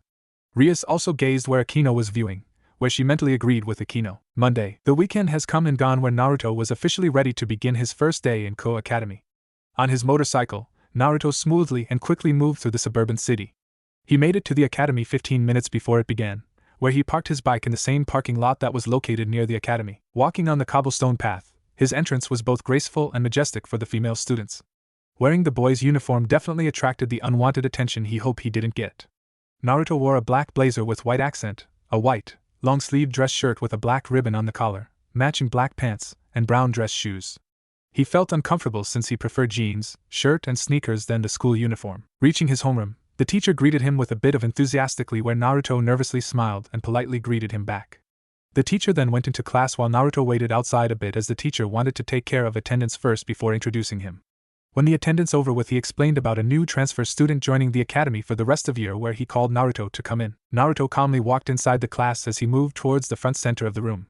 The female classmates looked at him with sparkling eyes at seeing the hot new transfer student, while the few males looked a bit peeved at seeing a guy getting the girls' attention. Naruto coughed a little in his fist to clear his throat. "Hello, I'm Naruto Uzumaki Namikaze. I just returned to the country after being abroad for the past 13 years. I hope we can get along for the rest of the year," Naruto said as he bowed his head in respect and curtsy. After giving his name and introduction, the teacher assigned him to sit next to Rias Gremory. Naruto obliged, where he walked towards his assigned seat.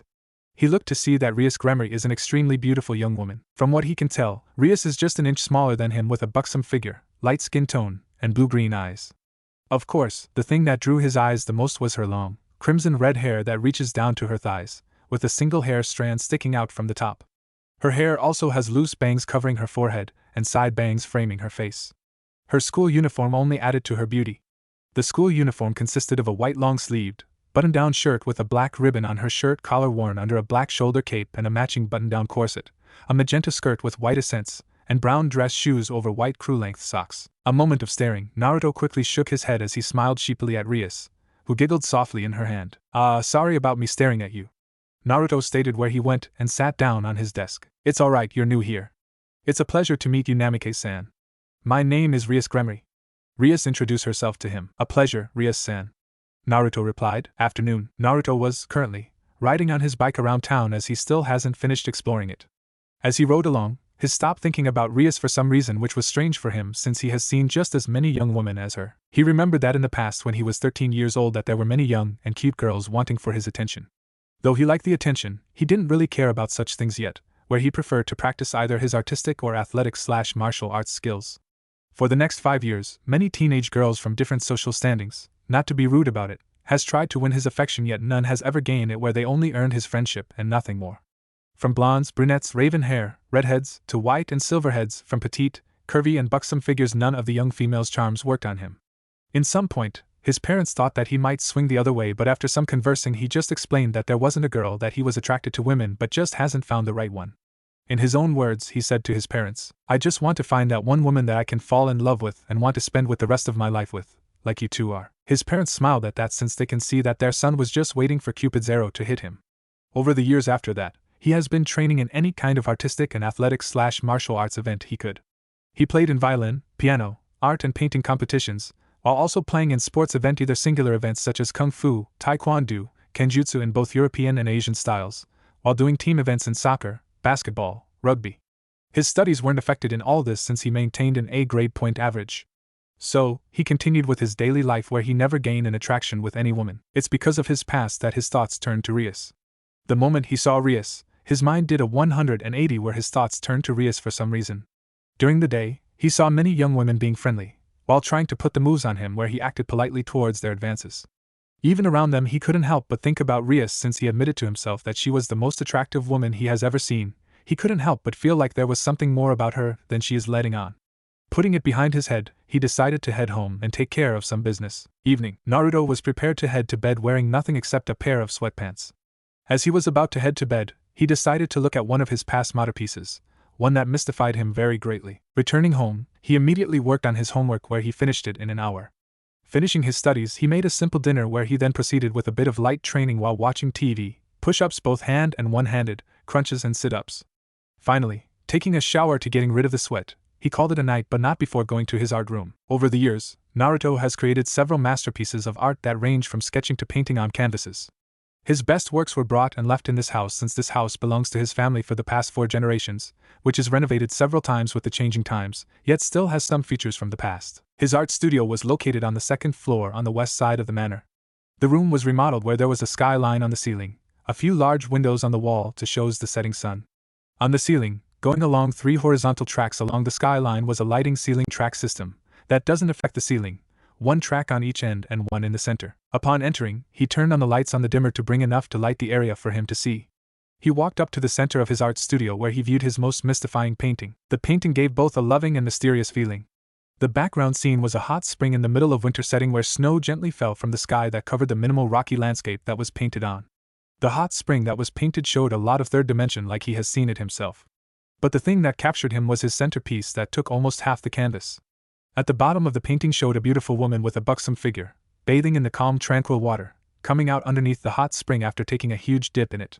Coming out of the water, on the woman's back were a pair of white angel wings.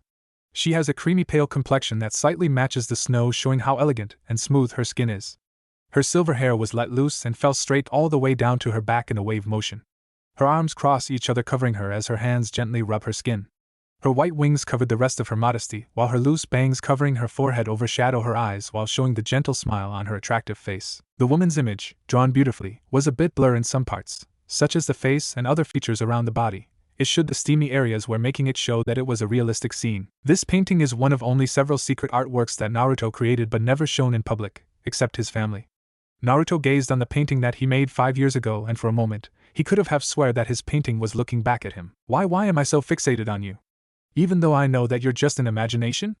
Naruto thought before turning back and leaving the room for the night. Morning. Naruto was, currently, training in the thick trees surrounding Ko Academy.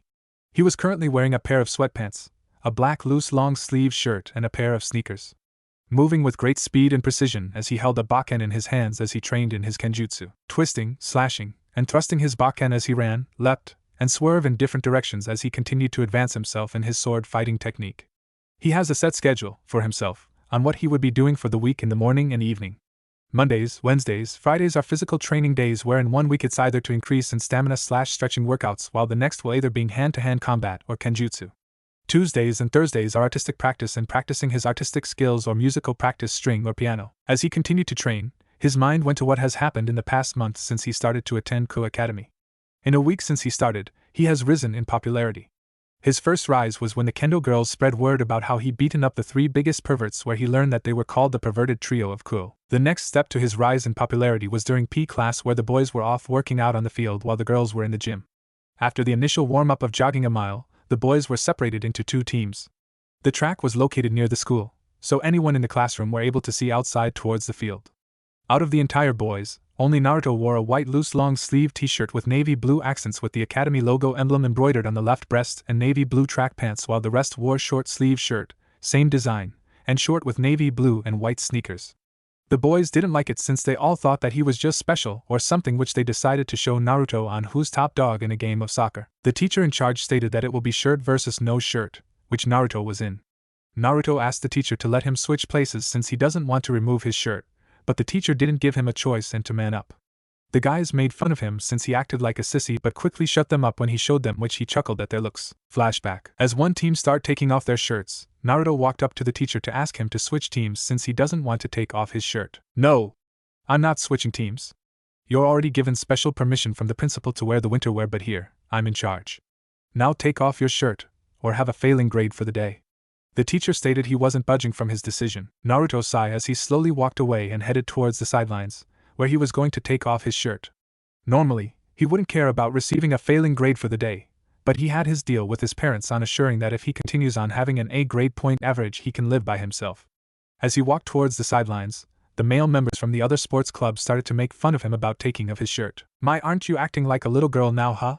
Said one from the baseball club, where everyone started to laugh. Do you want a sports bra or a nice blouse? Said someone else, where the other guys chuckled at the comment. The taunting continued on until he made it to his destination, where he began to take his shirt off, where the sideline was located in front of the academy building, where the people inside the class can see them. Hercules: The Legendary Journey intro. Slowly, Naruto placed his hands on his shirt, where he lifted it up over his head to take it off.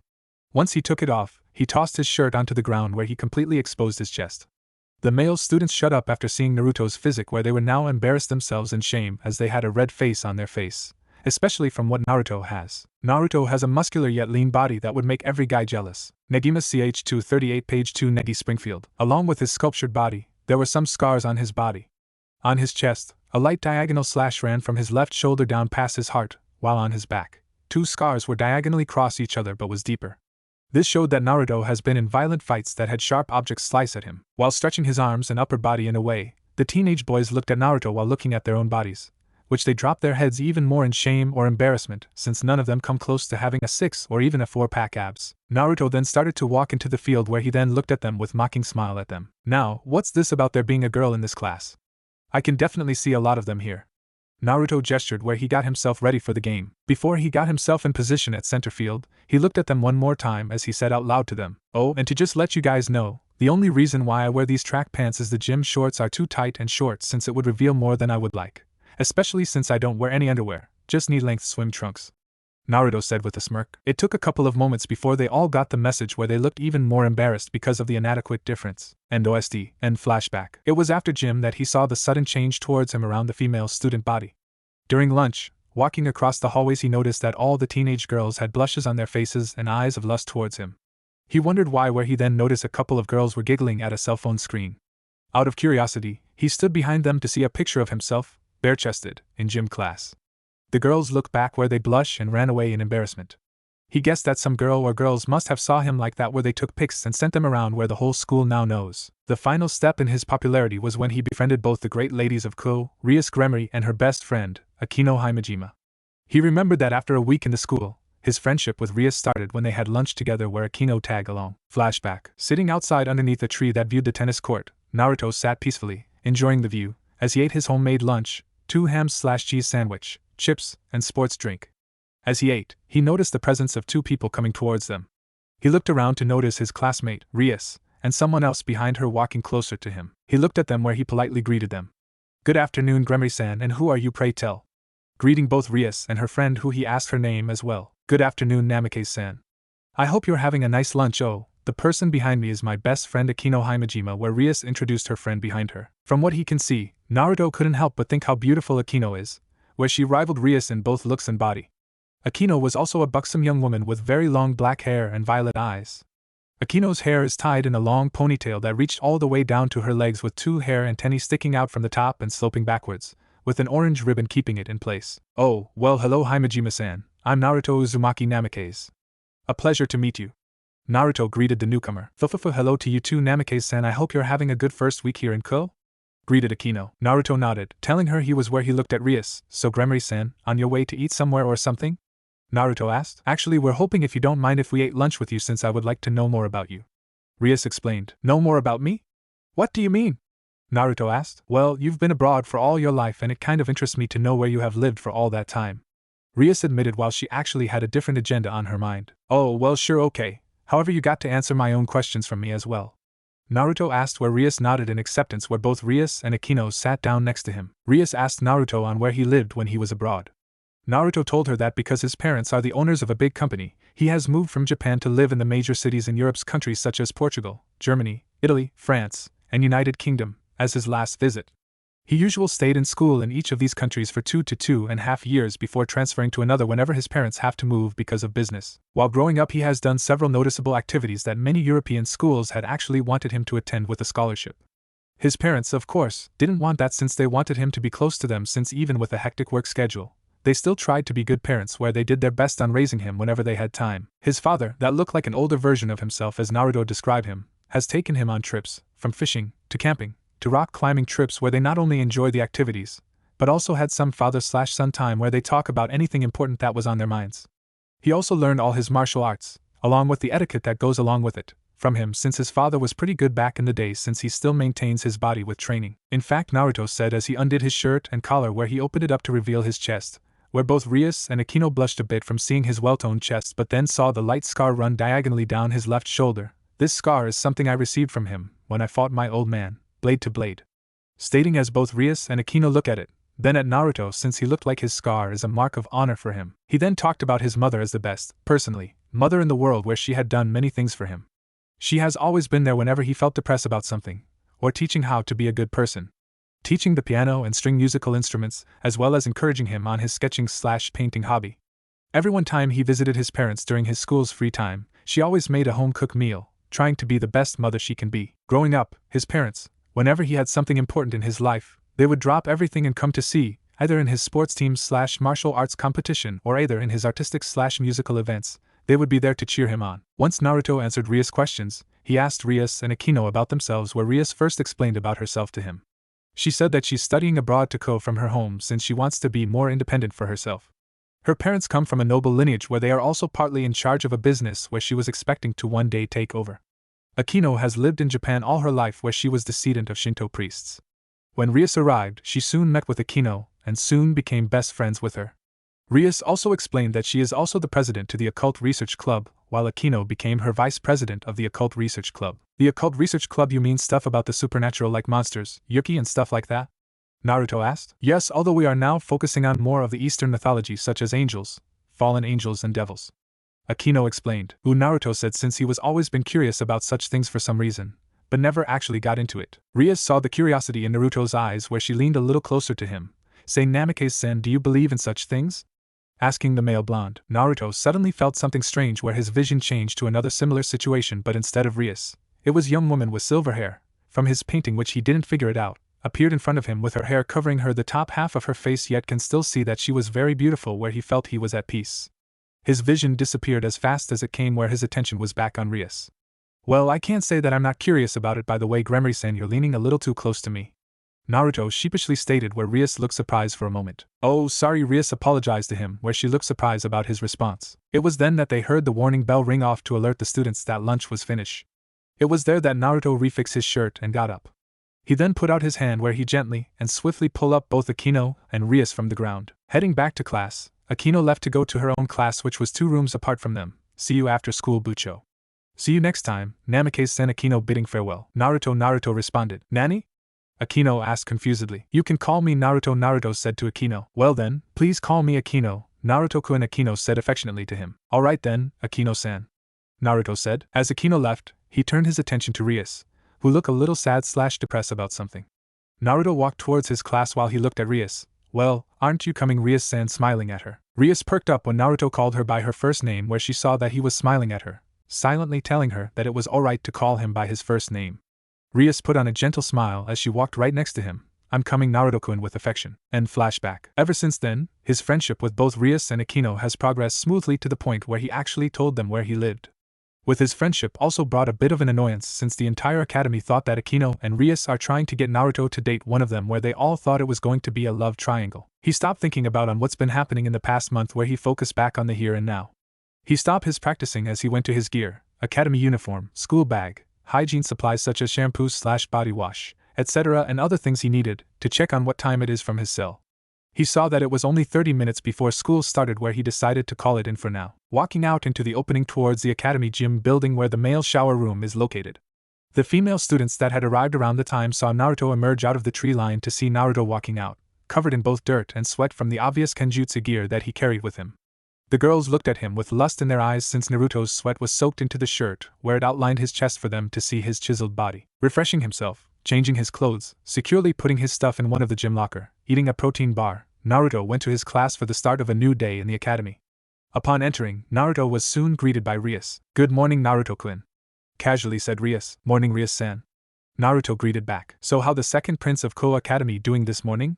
I hope your kenjutsu training went well this morning, Rias said as she smiled cheerfully at him with her eyes closed. How did you know I was training in kenjutsu? Actually, more importantly, why did you call me the second prince of Koa Academy? Naruto asked out of confusion for the last question. Oh, I just heard it from some of the girls around the school.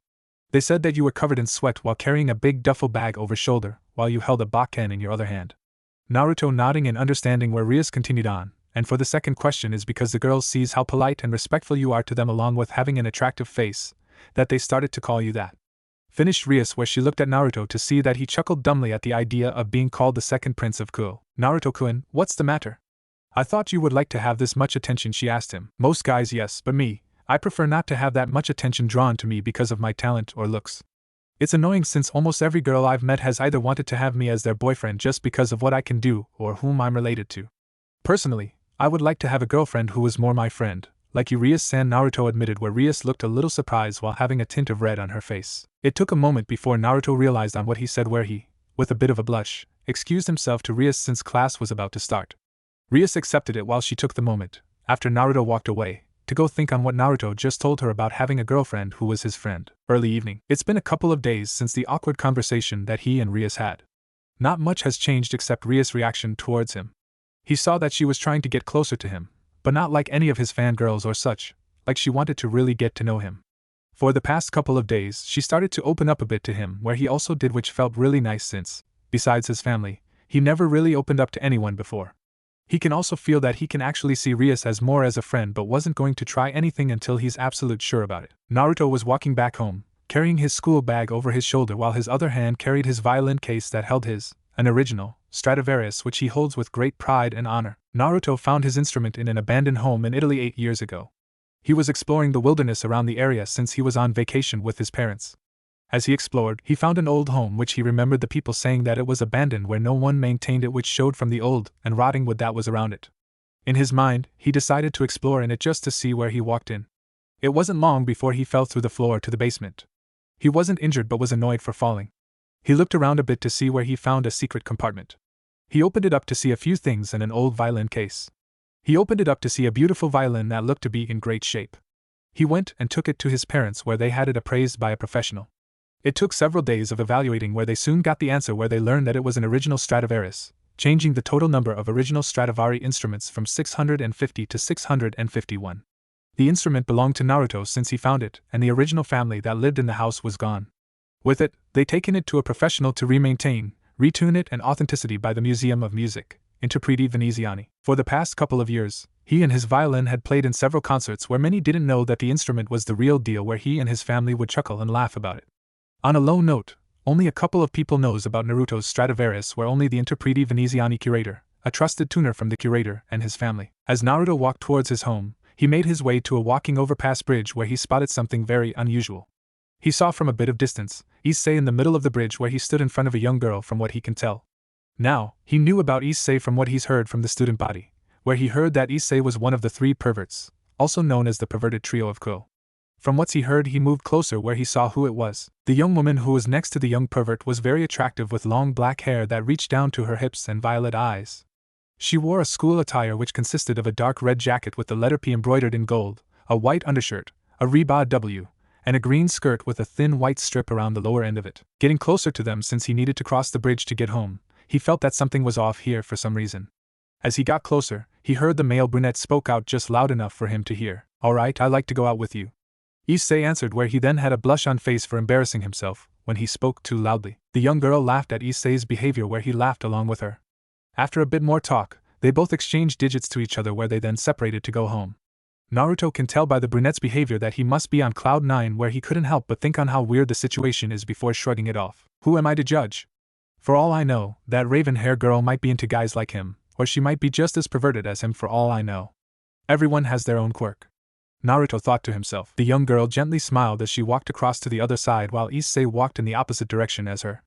It wasn't till she reached the other side when she caught Naruto walk towards her with his eyes closed and such. She looked a bit surprised, but instantly went to her casual happy look. Naruto opened his eyes to take a really good look at the girl, where she had admitted to himself that she was a real looker. Just as they crossed paths with each other, Naruto's body suddenly snapped up, where he felt that danger was around. He looked around as he wondered on why he felt like this, but didn't see anything other than the raven hair girl. He pondered for a moment before shrugging it off as he left for home. Unknown to him, there was someone watching the scene that has been unfolding. From out of the shadows, a young girl slightly came out to the open from behind some street signs. She has hazel eyes, white hair with 2 bangs going past her shoulders and several loose bangs hanging over her forehead, while the back has a short bob cut. She wears a black cat-shaped hair clip on both sides of her hair. But the thing about her is that she wore the Ko Academy girl's uniform, without the shoulder cape. When she watched Issei and the girl leave each other, the young girl was about to call her senior but stopped when she saw one of the 2 princes of Ko walking across the same bridge as well, where she witnessed the surprised look he had when he crossed paths with the raven hair girl. The young girl watched until the blonde continued his venture back home. In a gothic room, Akino was busy making fresh tea while humming a nice melody in doing so. On a coffee table that was nearby, a chessboard with its pieces were strategically put into certain positions. As Akino was finishing making tea, Rias walked into the room after taking care of some business. She looked around where she saw the chess pieces. It took her a moment before she made checkmate on the puzzle before her. Not bad, Akino, but it was still too easy, Rias simply stated. Era, that was sure quick, Bucho, and I thought I made it harder than usual, Akino responded, where she then served tea to Rias. It was around at this time when the young white-haired girl came into the room after coming back from the street. Rias greeted her young friend. Kaneko, welcome back. Tell me, did anything happen to the target? Rias asked. Hi, Bucho, he made contact with one of them, Kaneko responded. I see, Rias remarked as she thought about the situation.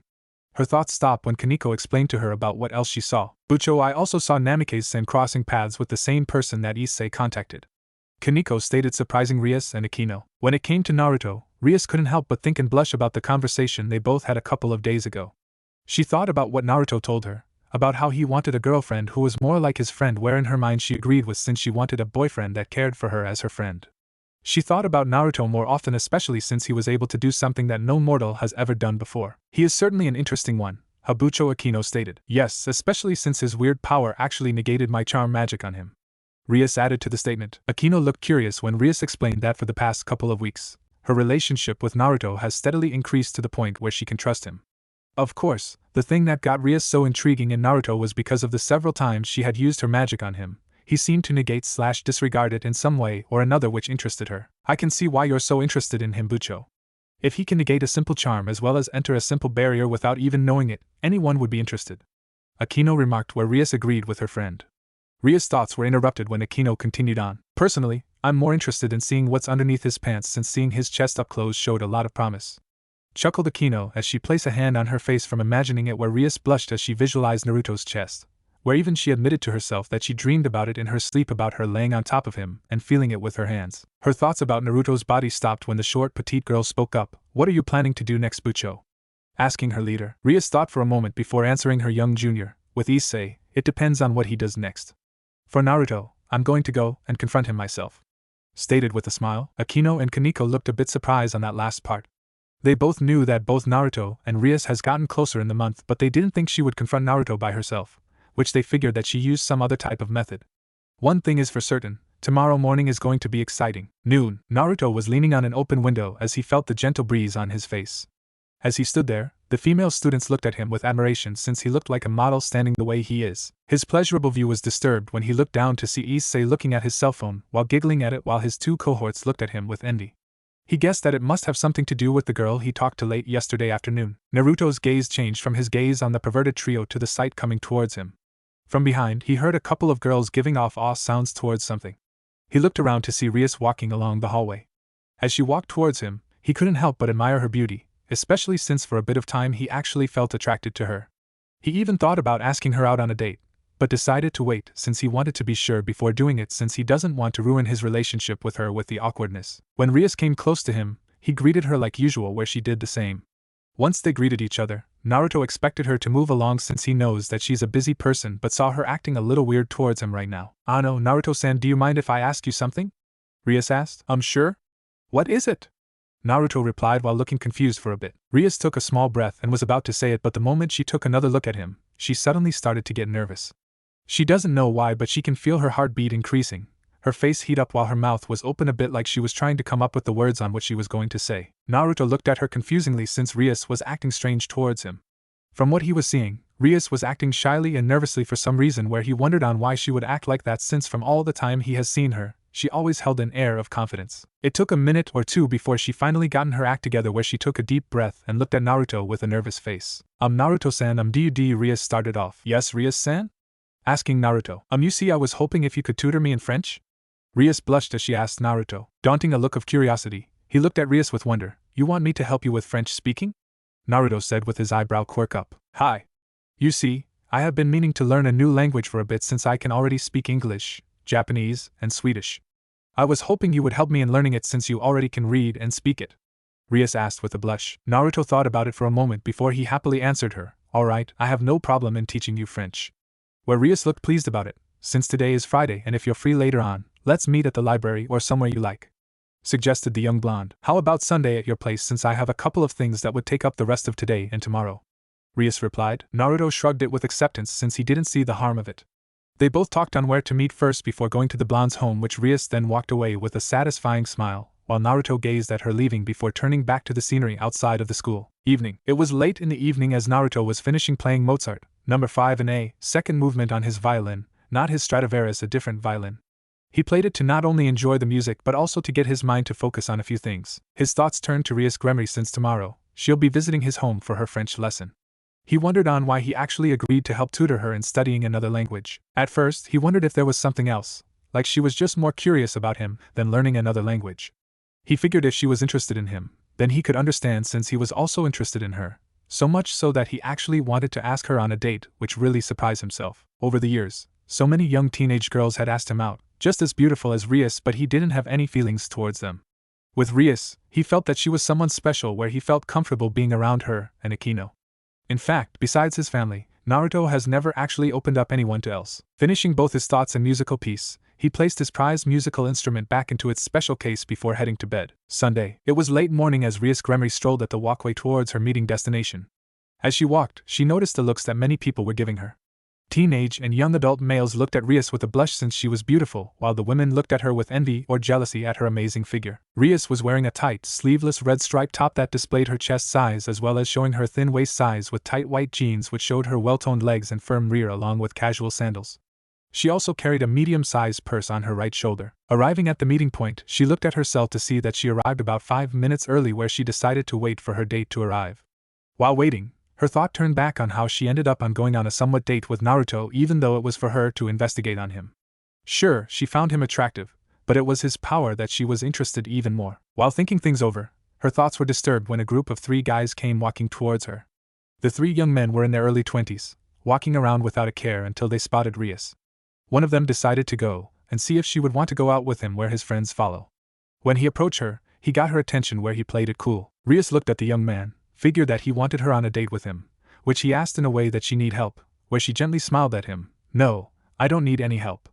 I'm just waiting for my friend. He should be here in a bit. Answering to him, the young man frowned a bit while his two friends chuckled at him acting so cool. He decided to up his game where he got closer to her. I don't know about you, but personally, he should have been waiting here for you. How about you forget about him and come with me and my friends? I'm pretty sure you'll have more fun with us, said the cocky man. Rias was getting tired at being hit on by some stranger and was about to tell him to leave her alone when she heard a motorcycle engine coming up to her. She and the three guys looked to see the motorcycle stop in front of them. Getting off it, taking off his helmet revealed that it was Naruto. Hey Rias, sorry if I made you wait. I kind of got held off by traffic, Naruto stated. Hey Naruto, it's okay, I just arrived here myself, Rias remarked. As the two greeted each other, Rias took notice on what Naruto was wearing. Naruto was wearing a long-sleeve black hoodie where the hood was orange all over it, and in the interior, a short-sleeve white shirt underneath it with black baggy jeans and sneakers. Rias blushed since his clothing really suited him pretty well. Her glancing at Naruto's body was dismissed when the guy that was trying to get her to go out with her moved forward. My, so you're her date. I can't see on why she would want to go out with you when she can actually go out with a guy like me, said the young man as he sat himself up where he was about half a head taller than Naruto with a bit of a bigger build and muscles. Unlike you, she's interested in going out with man like me, Naruto responded, getting the guy's friends to laugh at him. Being pissed off, he threw a surprise right punch at Naruto's face where Naruto caught it in his right hand. The guy tried to pull his hand away from Naruto, but Naruto had a very tight grip which was only getting tighter. Naruto squeezed the guy's fists before they can all hear his hand crack from the pressure while he was kneeling down from the pain. Naruto sighed before looking at the punk. How about you leave now or your friends and relatives would have to visit you in the trauma unit? Giving the guy his only two options. The guy struggled to get up or at least break the grip before agreeing with Naruto's option on leaving since his fist felt like it was about to break. Naruto let the guy go where he started to walk away where his friends helped him out. When they left, Naruto placed his gaze on Rias, where he actually took notice of her clothes. My Rias, you look absolutely fabulous in those clothes of yours. I hope those dorks didn't bother you too much? Asked Naruto as he glanced up and down. No, you came just in time. And thank you for that lovely comment, Rias gently responded. That's good to hear. Now, how about we get started with your lesson?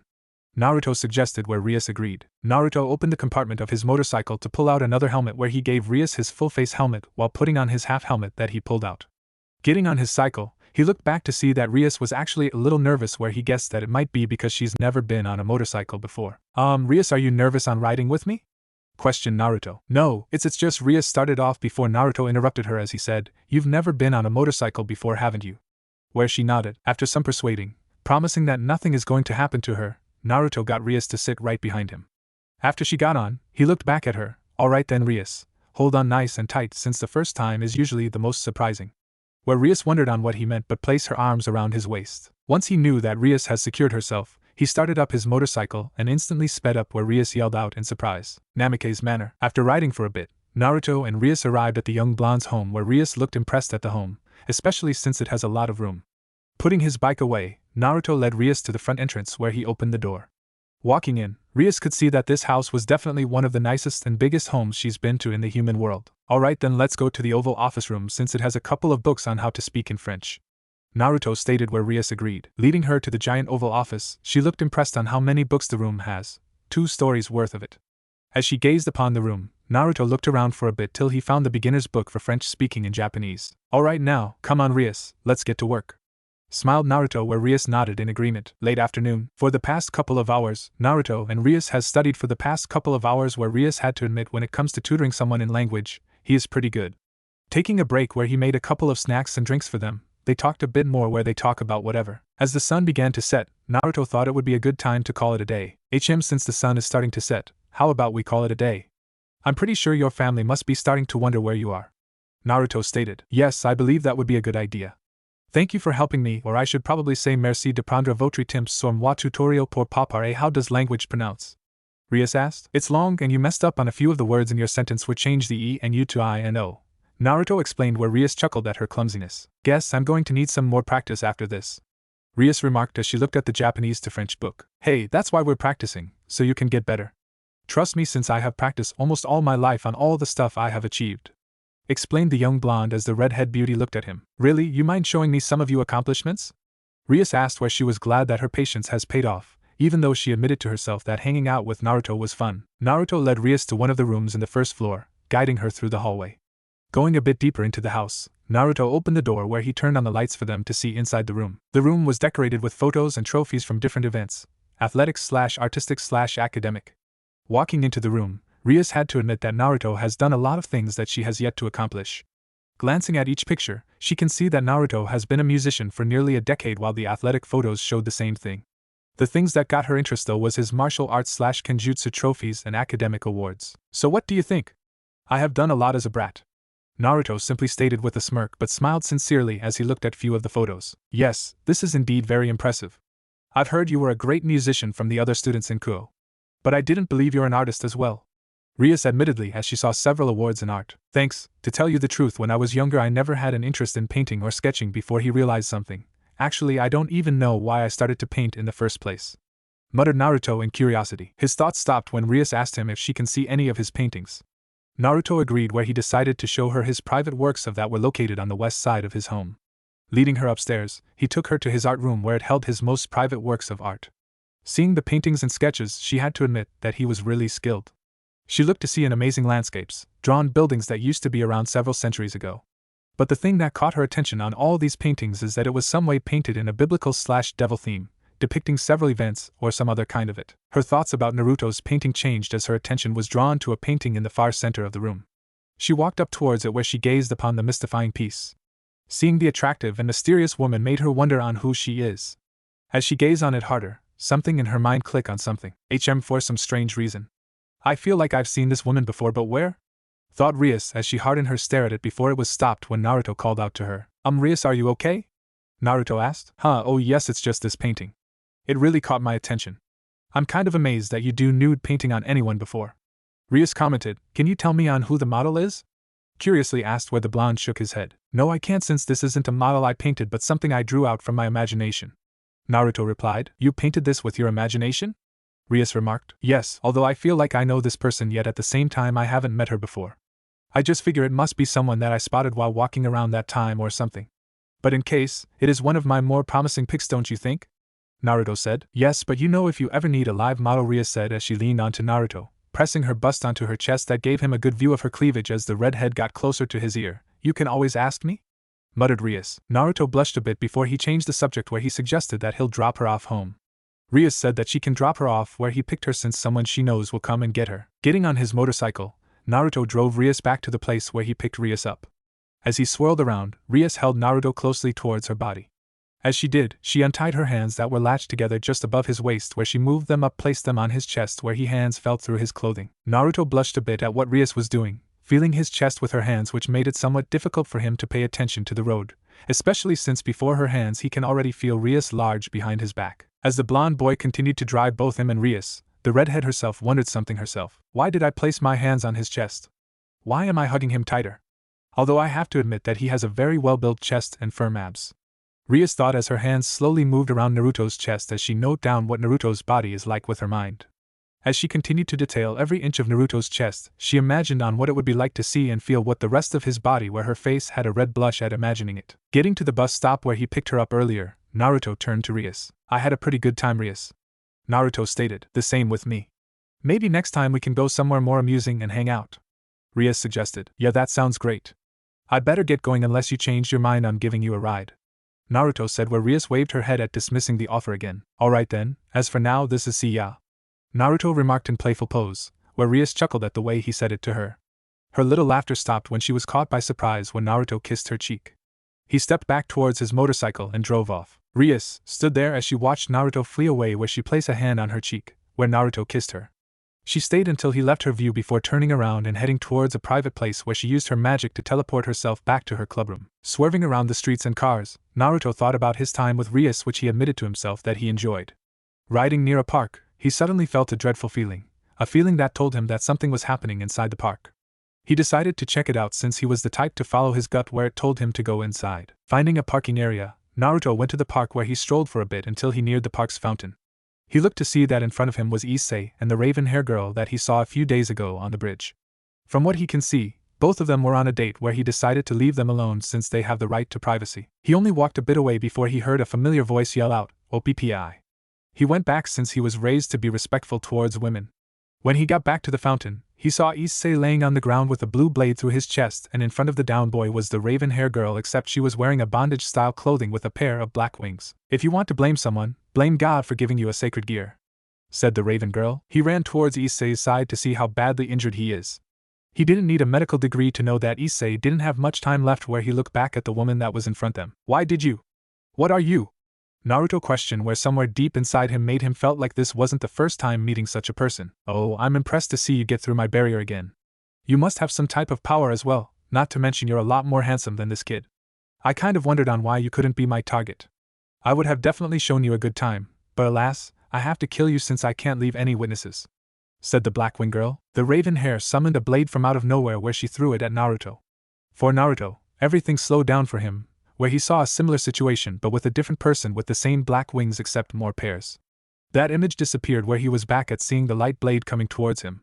By instinct alone, he did a reverse high heel kick at the blade's side, making the blade into a saw, sending it back at the girl where she dodged it at the last second. Before she could figure out on what happened, Naruto was right in front of her where he did an open palm thrust on her abs, making her crouch down, before doing another reverse high heel kick on her face that sent her flying right into a tree. While the crazed bondage girl was out of the way for the moment, Naruto decided to call in an ambulance. Before he could even dial on his cell, he jumped roll to his right, missing the blade of light that came flying at him, where he looked back to see the winged girl getting back up with her arms stretched out in front of her. Being on guard, he looked between her and Issei, who was barely still holding on. He needed to end this fight fast in order to help the perverted brunette out. He waited to see what the girl would do where he prepared to move. The raven hair glared at Naruto where she summoned another light blade sword and threw it like a flying buzz saw where she followed it while creating another light blade in her hands ready to stab. Naruto saw the blade coming at him where he ran towards the trees that were behind him. Naruto ran right towards the tree where he ran up to and performed a twisting backflip. The blade stabbed the tree bark while the bondage girl flew at him while he was still in midair. As the girl came at him, thrusting her blade at him. Twisting his body around, Naruto maneuvered his body where he punched the bladed sided with his fist, knocking it away where the girl was thrown off balance, giving him a chance to do another reverse heel kick. The kick hit her face where she hit the ground, while Naruto landed kneeling down on one leg. He quickly turned, moved right towards the girl but was once again distracted when his senses were completely stopped for a moment. In front of him, instead of seeing the young raven hair girl in front of him, he was seeing a different person standing in front of him. It was a man in his 20s with black hair and golden bangs who was over 6 feet tall. On his back were 12 jet black wings that were fully shown to the world. He wore clothes that belonged to an age over a couple of centuries ago. He stood in front of him, completely injured from bruises, cuts, and other forms of injuries. His mind was so focused on the image that by the time he got his vision back, after a moment, he missed striking the girl where she took advantage and stabbed his side.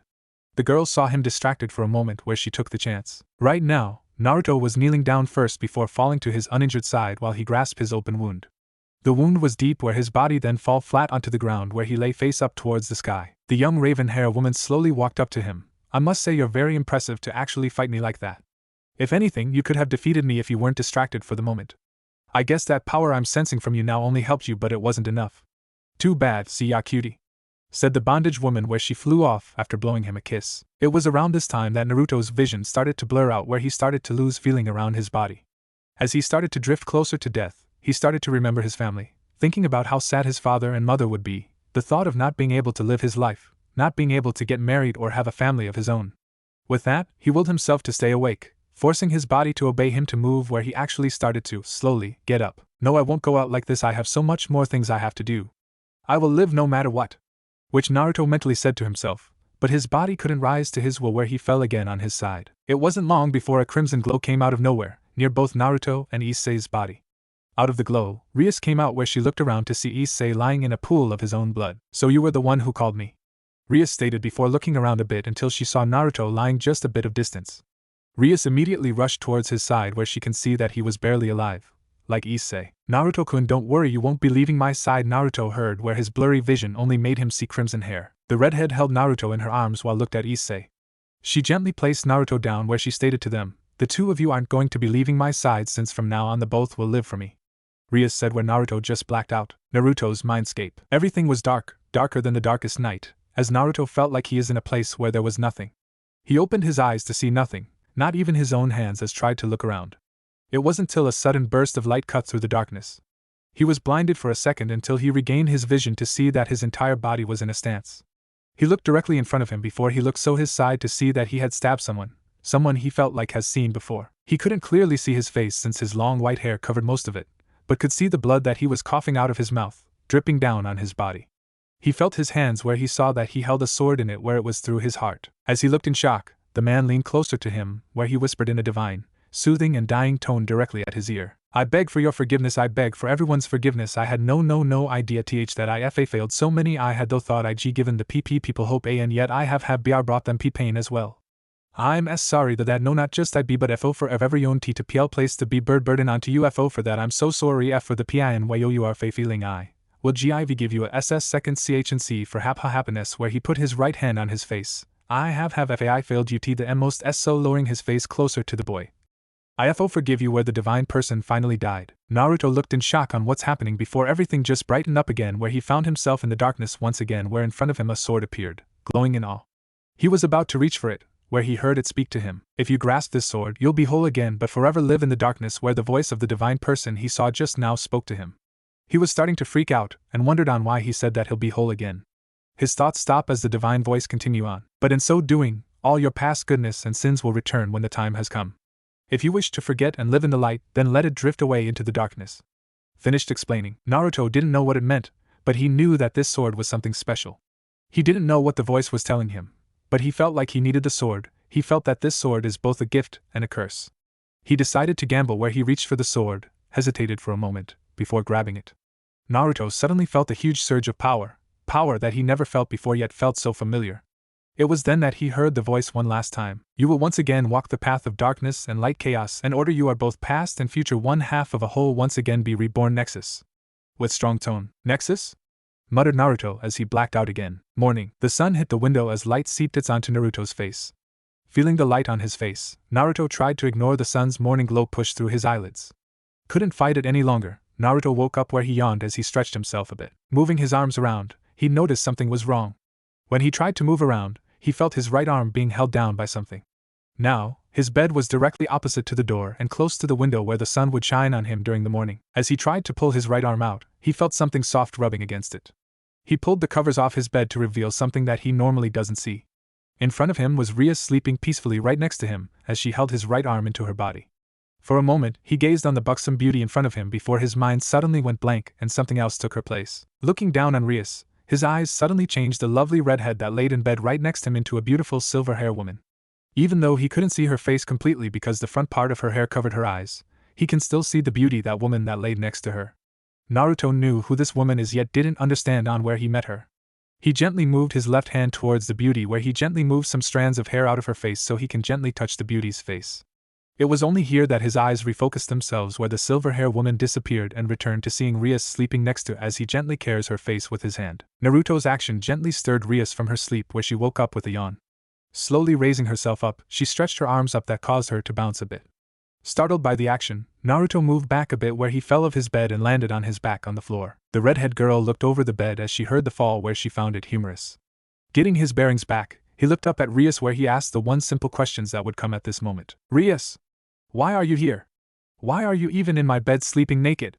Questioned his red-headed friend. Rias gently smiled. Well, first of all, I feel constricted wearing clothes in bed, so I like to sleep in the nude where I feel free. Where she leaned closer to him. And reason I'm here is because of what happened last night. Are you alright? After all, you did get pierced in the stomach. Rias asked after she explained on why she was doing in his bed. Naruto remembered on what happened where he placed his hand on his stomach. At first, he thought it was a dream. But with Rias being here he felt that her being here meant that she was telling the truth but still decided to ask the obvious question, as well as one embarrassing one. How did you know that I got pierced in the stomach? As he moved his hand down where it went past his waist. He then felt nothing there where he looked down as he blushed red. And why am I naked? Questioning the girl. Rias looked at her blonde friend as she answered his questions with a straight smiling face. The reason I know about you getting pierced is because I was summoned there by someone else. I explained that part later. But when I tried to save you by resurrecting you, something happened that was unprecedented. You came back to life, but your body wasn't completely healed for some reason. I had no choice but to take you home where I embrace you in the nude in order to help you heal the rest of your injuries. Rias explained while lower her head a bit to see what he looked like completely naked. Looking down at Naruto, Rias' eyes widen a bit in both amusement/stun at seeing on how vast Naruto's pride is, where he was trying to cover himself up. Academy. At the academy gate, many students walk into the academy field, heading towards the school building. As many continued to walk into the academy grounds, some stopped suddenly, mostly the female students, as they heard the familiar sounds of a motorcycle coming towards them. After a bit, many looked forward to see only the women, Naruto, walking towards the academy. Of course, this only lasted for a moment, where they saw walking with him was the number one beauty, Rias Gremory, right by his side. Everyone at the front gate looked surprised/stunned about the situation. Many knew that Naruto was friendly with the two idols in the academy, Rias Gremory and Akino Himejima, also known as the two great ladies. But for the two who were walking into the gate together like this, many ideas and thoughts began to go through them, such as, are they dating? Did Rias Onisama ride on Naruto-kun's bike? Or such things. Going into the academy, Naruto thought about what happened this morning after the awkward wake-up. Flashback. Seeing Rias looking down at him, she could see that he was looking at his important part, where he immediately turned around to not just let her see his most important body part, but also give Rias some privacy since she was naked in front of him. Controlling his emotions, he spoke up to Rias while avoiding eye contact. "Ano, I really don't understand on what's happening. But for some reason I should trust on what you're saying, so, if you did save me life, then thank you," Naruto gratefully said. Rias shook her mind out of her imagination, where she listened to what Naruto said, which she responded, "It's not a problem. Also, you don't have to turn around for me. I'm alright if you want to see me naked," she stated before getting of Naruto's bed, pressing her impressive on his back. "In fact, I prefer it was you to see me naked," muttered the last part onto his ear. Naruto blushed at feeling her breathing next to his ear. Naruto shook his head a bit, before turning his head to look at her face. "So what happens now?" The young redhead smiled at the blonde teenager. "Now, well, get ready for school since today is Monday. Not only that, I need to introduce you to the rest of peerage since you're now a part of," said Rias. "Part of?" confusedly asked. "That's right. You're now part of my peerage. This means that I'm your master from now on. Please take care of me, Namake's Naruto-kun," Rias stated with a smile. And flashback. After the awkwardness, Naruto and Rias got dressed for another academy day. Things were a little confusing for Naruto, so he cancelled his normal routine so that he can have the day to think for himself. Having a light breakfast, which he also offered Rias, they both got ready for the academy, where he took Rias to the academy on the back of his motorcycle. Walking into the main hallway, Rias looked back at Naruto. "I'll see you in a little bit, Naruto-kun. I have to go and meet up with someone right now. Get someone to pick you up later," Rias said as she walked away in a different route. Naruto decided to go to head towards class. Standing next to the hand railing, the student council president gazed down from the top floor of the new school building towards Naruto, since she was intrigued with him just as much as Rias, where she can't help but think on how lucky she was. After school, Naruto sat inside his classroom where he waited for Rias to pick him up. Even though they were in the same classroom, today Rias had to leave class a little earlier because of something. Now he was just waiting for her to come pick him up. While he sat there, he can't but wonder about some things. During lunch, he ate his lunch pretty quickly before going on a walk. Walking for him gave him a sense of calm since it helped clear his mind. As he walked around the school where he focused on this morning's awkwardness. But it was during his walk that he suddenly realized on something about certain individuals. Walking around, he saw his fellow male idol in the school, Kiba Yudo, walking away from some girls who were trying to get his affection. Seeing Kiba like this wasn't anything strange since he had a few girls do the same thing, but that wasn't what got his attention. The way he walked, the way he moved, the way he felt. Naruto couldn't help but sense that Kiba was exactly like Rias. Naruto walked away where he found several more individuals, such as the members of the student council room, Rias' best friend, Akino, the school's lowly mascot Kaneko Tuju, and a few others in the school that he doesn't really know or had heard about. His thoughts stopped when he felt someone coming towards him, where he sensed who it was from seeing them earlier. "Hey Akino-san, so you're here to pick me up?" Naruto asked without looking back towards him. Being a bit surprised, the black-haired buxom beauty politely replied, "Hi, Bucho asked me to come get you," with a cheerful tone. With that, Naruto followed Akino out of the classroom, where the blonde teenager couldn't help but wonder on what Rias was going to talk to him about. As the two walked together, many of their peers looked pleased, female only, at seeing the lovely sight in front of their eyes, as they can't help but blush and giggle for seeing one of the great ladies walking with one of the two most handsome men in the academy. The male students groaned out of jealousy or rage from seeing this sight, since Naruto was the only known male, besides Kiba, to be close with the two great ladies. Walking outside the new school building, they made their way near the old school building that was located nearby. As they walked towards their location, Akino secretly took a couple of glances at the spiky blonde-haired teenage boy. She thought about what Rias said to her about Naruto, and what happened with Naruto. Flashback. Waiting inside the clubroom, Akino waited for her king to arrive this morning to find out on what to happen after last night. Last night, Rias contacted her to help her take care of one of her two new servants. When she arrived at the scene, she saw Rias resurrect both Issei and Naruto. When she Naruto on the ground, she immediately came to his side since there was something wrong. Reviving Issei was simple, but Naruto was another problem entirely. When reviving the blonde, the evil piece successfully turned him into a devil, yet his wound was still open. Even with the evil piece transforming his body into a devil, Naruto's life was still threatened, so Rias decided to stay with Naruto for the night to help heal him, while Akino would take Issei back to his home to rest. After assuring that Issei was okay in his room, Akino went back to her home where she slept. Now she was waiting for Rias to come, in which she didn't have to wait long. Coming inside the clubroom, Rias greeted her queen a good morning, where she did the same. Once welcoming each other, Akino asked about what happened to Naruto since, like Rias, has taken a liking to her friend. Naruto-kun is okay. It took most of the night, but his wounds are completely healed, which is very surprising to me. Rias stated. Oh, is that so? Personally, what's really surprising is that you got 2 new members now instead, since I thought you were only going to get Issei for now. Akino stated. Yes, that was the plan, but it couldn't be helped if Naruto was already in this situation, so I took the chance and took him in. Rias admittedly said. So, what pieces are they? Akino curiously asked. Rias explained that she turned Issei into her only pawn since Issei's cost to revive him was a lot. This brought the question on what piece Naruto is. This is where it gets interesting. Naruto, I don't really know on what piece Naruto-kun really is. Rias stated. Akino looked confused since she knew that aside from the rest of her king's peerage, Rias has 1 bishop, rook, and knight piece left, which she would have to use one in order to revive Naruto. I didn't use any of my pieces. Instead, I used the one piece that Oni-sama gave me a few years ago, the one special piece, Rias stated, where Akino remembered the piece that her king was talking about. Flashback further back. Inside the home of Rias' older brother, the young redhead who was starting junior high school went towards her brother's office with Akino closely following her. Walking into the office, glanced at the sight in front of her. Sitting in an office chair behind a desk with an assistant standing by his side. The person in front of her was a handsome, young male in his early 20s with shoulder-length crimson red hair and blue-green eyes, similar to Rias while having a well-toned figure. The person is Surzex Lucifer, who is the leader of the 4 great Satans. His assistant is a beautiful woman appearing to be in her early 20s with silver hair and matching eyes.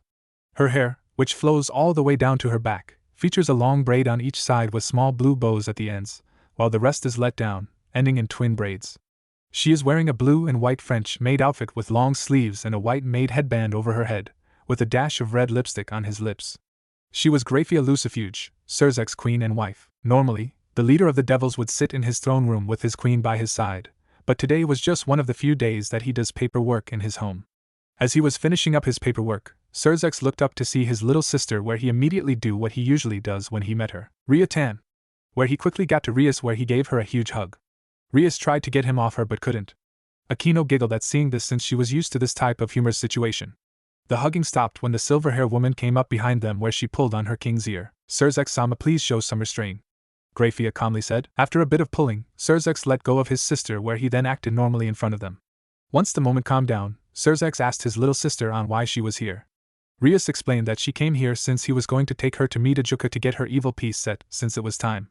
Surzex remembered it, where he was glad to explain that he was finishing up today's work, where he and his wife will take them. Alright, just give me a few more minutes and we'll be ready to go, Surzex replied. Rias and Akino agreed, where they decided to wait in the room for him to finish. Graphia offered the 2 a cup of tea, where they declined the offer. Rias decided to look around the office bookshelf while Akino looked at the pictures that hang around. Looking at the bookshelf, she found a book next to a jewelry case that caught her interest, where she pulled it out of the shelf. With the book being pulled out, she accidentally knocked the jewelry case to the floor, where the contents spilled out. I'm sorry, Rias said as she went to pick up the case as well as the contents. She picked up the single content, which was a strange king chess piece. Unlike regular king pieces, this king piece not only has features like any other king, but on certain parts around it has a depiction of the queen, bishop, knight, rook, and pawn pieces on it. The only truly significant first look of it was that on the back of the piece was the pair of angel-like and devil wings, having blue coloring around the body with golden traits around the arms, legs and chest. Oni-sama, what this piece? Curiously asking her older brother. Surzex and Graphia turned to look at the young redhead girl, where they saw the piece she was holding. Surzek widened his eyes a bit while Graphia kept her monotone look. Putting away the last of the paperwork, he moved towards her, where he seized the piece away from her so he can explain on what this piece was. Rias Akino, this is a very special evil piece. This is in fact the very first evil piece that Ajuka created near the end of the Great War in the underworld, Surzex stated. Both young girls looked surprised to see such an artifact in front of them. Of course, it also brought some questions because of what the owner of Lucifer title said. Excuse me, Surzex-sama, but you said that this is the very first evil piece that was created during the war. If I recall correctly, the evil piece system wasn't created until after the war and when you and the other 4 great Satans were given your titles. Akino explained. You are correct about that, Akino-san. But this was a very special piece, a piece that was going to serve for one special purpose. Unfortunately, it was never been applied where Juko-sama gave the piece to Surzek-sama for safekeeping. Grafia said to the young girls. Really? What happened? Rias asked, since both she and Akino were wondering on what the piece was going to be used for. I'll tell you another time. But for now, this piece no longer has any value since the war ended. Since this piece is mostly worthless now, how about I give this to you? This piece was created to be used and I don't have any intention on using it. But I believe you might find it handy one day. Surzek muttered out where he handed the piece to Rias. Rias was surprised to be given such an important artifact and wondered if it was going to be alright. Surzek stated that it would cool, but explained to her that she'll need to put a drop of her blood on it so it would work for her, which was another reason it was special. The first evil piece in existence had the blood of not only Surzek's but also the other 3 great Satans, which would need to be cleansed off before she can use it. When explanation was done, she thanked her older brother where she decided to try out when she found the right person to give it to. She thought about using it on Akino, but she was going to make the young raven hair girl as her queen. Surzek suggests to head out now after they say their goodbye to his son first. As they left the office, Surzek noticed that Grafia was the last to come out. He saw her staring at the jewelry case, which he can understand. The case that held the evil piece was one of 2 reminders to Grafia about the past. The other reminder always hanged around her neck, under her clothes. End deep flashback. Did you really use such an important piece on Naruto-kun? Wouldn't it be better if you used one of your other pieces? Questioning the young king. I tried, however. When I went in closer, I saw that the cost was really great. Only my 8 pawn pieces would have had a chance to resurrect him, but it still wasn't enough. It was only then that I remembered that special piece which was the perfect cost for him. Answered the redhead as Akino quietly took everything what Rias said. End flashback. Walking into the old schoolhouse, Naruto followed Akino up the stairs till they reach a certain floor. Making her way towards the clubroom, Akino led Naruto into the room while taking one more hidden glance at him. Inside the building, Naruto spotted 3 more individuals. Inside, he saw Kaneko, Kiba, and Issei. The first 2 he knew because of what he heard from the other students. The last one he knew as well, but whose reputation was more infamous than famous. Ah, you just made it. And you also brought Naruto-san as well. I and Issei-san have also just arrived too. The second male idol of the school said. That's good to hear. Where's Bucho? Akino asked her junior classmate. Kiba pointed at the shower room that was located at the corner of the room. There, both Naruto and Issei heard the sound of water falling in the shower.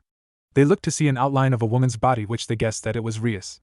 Naruto turned his face to give Rias privacy but saw Issei ogling at the Rias's body form until he was slapped back on the head courtesy by Naruto's hand. Issei glared at Naruto for disturbing his ogling at Rias but shuddered that moment he saw Naruto has his eyes narrowing at him in a way that state, "Try it, and you won't be a man anymore." As they waited for Rias to finish showering, Akino decided to take the initiative and introduce everyone to Naruto. Walking up to Issei, she introduced herself to him as the vice president of the ORC, where he had a happy dumb look on his face as he upon Akino's bouncing a bit as she walked towards him. It's nice to meet you, I'm Hayata Issei. Issei introduced himself happily. Akino then turned her attention to Naruto, where she began to introduce everyone else in the room. Akino turned her attention to the cute white hair girl that was sitting on the couch while eating a small piece of cake. This person here is Tuja Kaneko, a first-year student. Where she gestured to the other blonde male, who had a pretty boy look unlike Naruto, who was more the rugged handsome look, and finally, this person Yoro Kiba, a second-year student. Both greeted Naruto where Naruto politely greeted back. It was then that they heard a familiar voice coming out of the shower. I'm glad to see that everyone is getting along. Everyone's attention turned to Rias walking towards the front of her desk, wearing the Ko Academy uniform, while having a towel in her hands to completely dry her hair. I hope you didn't wait too long. Since I slept with you last night, Naruto-kun, I didn't get a chance to bathe, you know? Rias stated. Naruto could understand that since Rias didn't use his shower this morning. Before he could respond, he heard Issei mutter out something. Wait a minute, you slept in the same bed as Rias senpai? Issei exclaimed in shock, before looking at Naruto with eyes full of envy. You lucky bastard, muttered Issei the last part. Naruto looked at Issei with a monotone look. Do I hear the sounds of a pervert soon to be given a beating? Where Issei cringed since he knew, from personal experience, how strong Naruto is. Clapping her hands together. Alright you two, let's get this meeting started, said the red-headed beauty. Now that everyone is here, I would like to officially welcome you two to the ORC, also known the Occult Research Club, Rias said as she looked at the 2 boys in front of her. However, the club itself is just a cover-up in our club. It's more like a hobby for us. What do you mean? Issei blankly asked. To make it short, we're all devils, Rias simply stated with a smile on her face. Late afternoon, Naruto was walking down the streets with his backpack on one of his shoulders. As he calmly moved around the town, he spotted several people where he made a bit of small talk that allowed him to give them each a piece of paper. To a normal person, the piece of paper would be nothing more than a simple cool design, but to being like Naruto it was something completely different. The piece of paper was a summoning pentagram, for people to summon devils. It's been a few days since Naruto has become a devil, under Rias's peerage. As he continued on with his assignment that Rias has given him, the blonde teenager remembered on what she discussed to both him and Issei. Flashback. We are devils, Rias simply stated. Issei looked disbelief, which was normal for him, yet for Naruto he knows on what the number one beauty of Ko said is true. Somewhere in his mind, he believed on what Rias was going to say. Rias explained to the two of them about, who are angels? Fallen angels? The three-way standoff that has been going on for centuries now. As she continued to explain, Naruto's mind can't help but look glazed since for some reason he felt like he knew this already, where the words sacred gear and familiarity for some reason when the words angel, devil, and fallen angel. The discussion changed after Rias told Issei on who his girlfriend was to why he was killed. It was here that Issei's desire to die in the arms of a beautiful woman called Rias over, thanks to the summoning pentagram that he held in his pocket from earlier that she came to him. Rias stated that the perverted brunette was killed because of his sacred gear, a special artifact that was inside his body. Getting him to draw it out, Issei summoned a red, fingerless, armored bracer with yellow accents and a green jewel on top of the palm area. The young brunette boy looked amazed on what he summoned on his left arm while Rias looked intrigued about it. As the others wondered on what kind of abilities that Issei's sacred gear would put out, Naruto felt like he has seen this item before. The club president turned her attention to her peerage's perverted brunette, since it was his sacred gear that gotten him killed as she stated it for them. Wait, you're saying that I was killed because of this? Issei questioned. Yes, remember on what I told you about getting requests by humans for a price. Well, it so happens that you met with one of our familiars that was passing out the forms. In your dying moment, your wish was wanting to at least die in the arms of a beautiful girl. Unfortunately, Naruto was nearby where he got himself killed by trying to save you. When I was summoned after the two of you have died, I discovered that Issei possessed a sacred gear while Naruto was pouring out a strange aura. I don't know what it was, but I was able to sense a power growing out of you which I can only assume was his sacred gear. I decided to save both of your lives, which you two were reborn as devils. You've become underlings of Rias Gremory, your master. Now let's introduce ourselves. Rias explained as her bat wings formed behind her. The rest of the club members introduced themselves properly as well as they revealed their bat wings to the two newbies. The attention that the two new devils were getting stopped when Naruto spoke up. Rias, you said you revived Issei because of his sacred gear, right? Then out of curiosity, why did you revive me? Is it because I also have a sacred gear? Was that also the reason why you became my friend? Naruto asked with a bit of mad tone. Rias gently smiled, but had a bit of guilt in her eyes as she summoned her new servant. Actually, I sort of wanted you to join my peerage even without you having a sacred gear. She admittedly. Rias explained since she first met him that she was intrigued by his presence since she felt something special about him. She became honest with him and explained that Naruto has some abilities since he negated several of her magical attempts on him without him even noticing it. Even though I was interested in your power, please know that our friendship is real. Naruto-kun. Rias gracefully smiled at her newest blonde peerage member, as she honestly told him the truth. Naruto sighed in annoyance since on one hand, he can tell that Rias was being honest while on the other, she first got close to him because of his powers. Rias saw him act a little depressed, which she can understand, but decided to continue on. Alright, now since we know on what Issei's sacred gear is, why don't we see on what you got? Just like Issei, draw out your sacred gear. Rias said, where Naruto agreed. Wanting to focus on something else, Naruto did what Rias asked him, where he went to the center end of the room. He breathed normally before he performed several kung fu moves around him, where he then converged his hands at the center of his body. Holding his open right hand above his open left, he breathed easily as he focuses within himself. It only took a moment where a sudden light appeared in front of him. The light slowly formed into a glowing ball before it started to reform again. The light extended vertically while its sides thinned out. It took a few more seconds before the light dissipated, where it revealed a sword. It was broadsword that looked like it comes from the Middle Ages. It had a blue handle as the top half has gold design between the handle and steel. Durendal, Sword Quest Wiki. Seeing the light through his eyelids, he opened his eyes to see the sword in front of him. He firmly picked it up with both hands, which he admitted to himself that it was very light.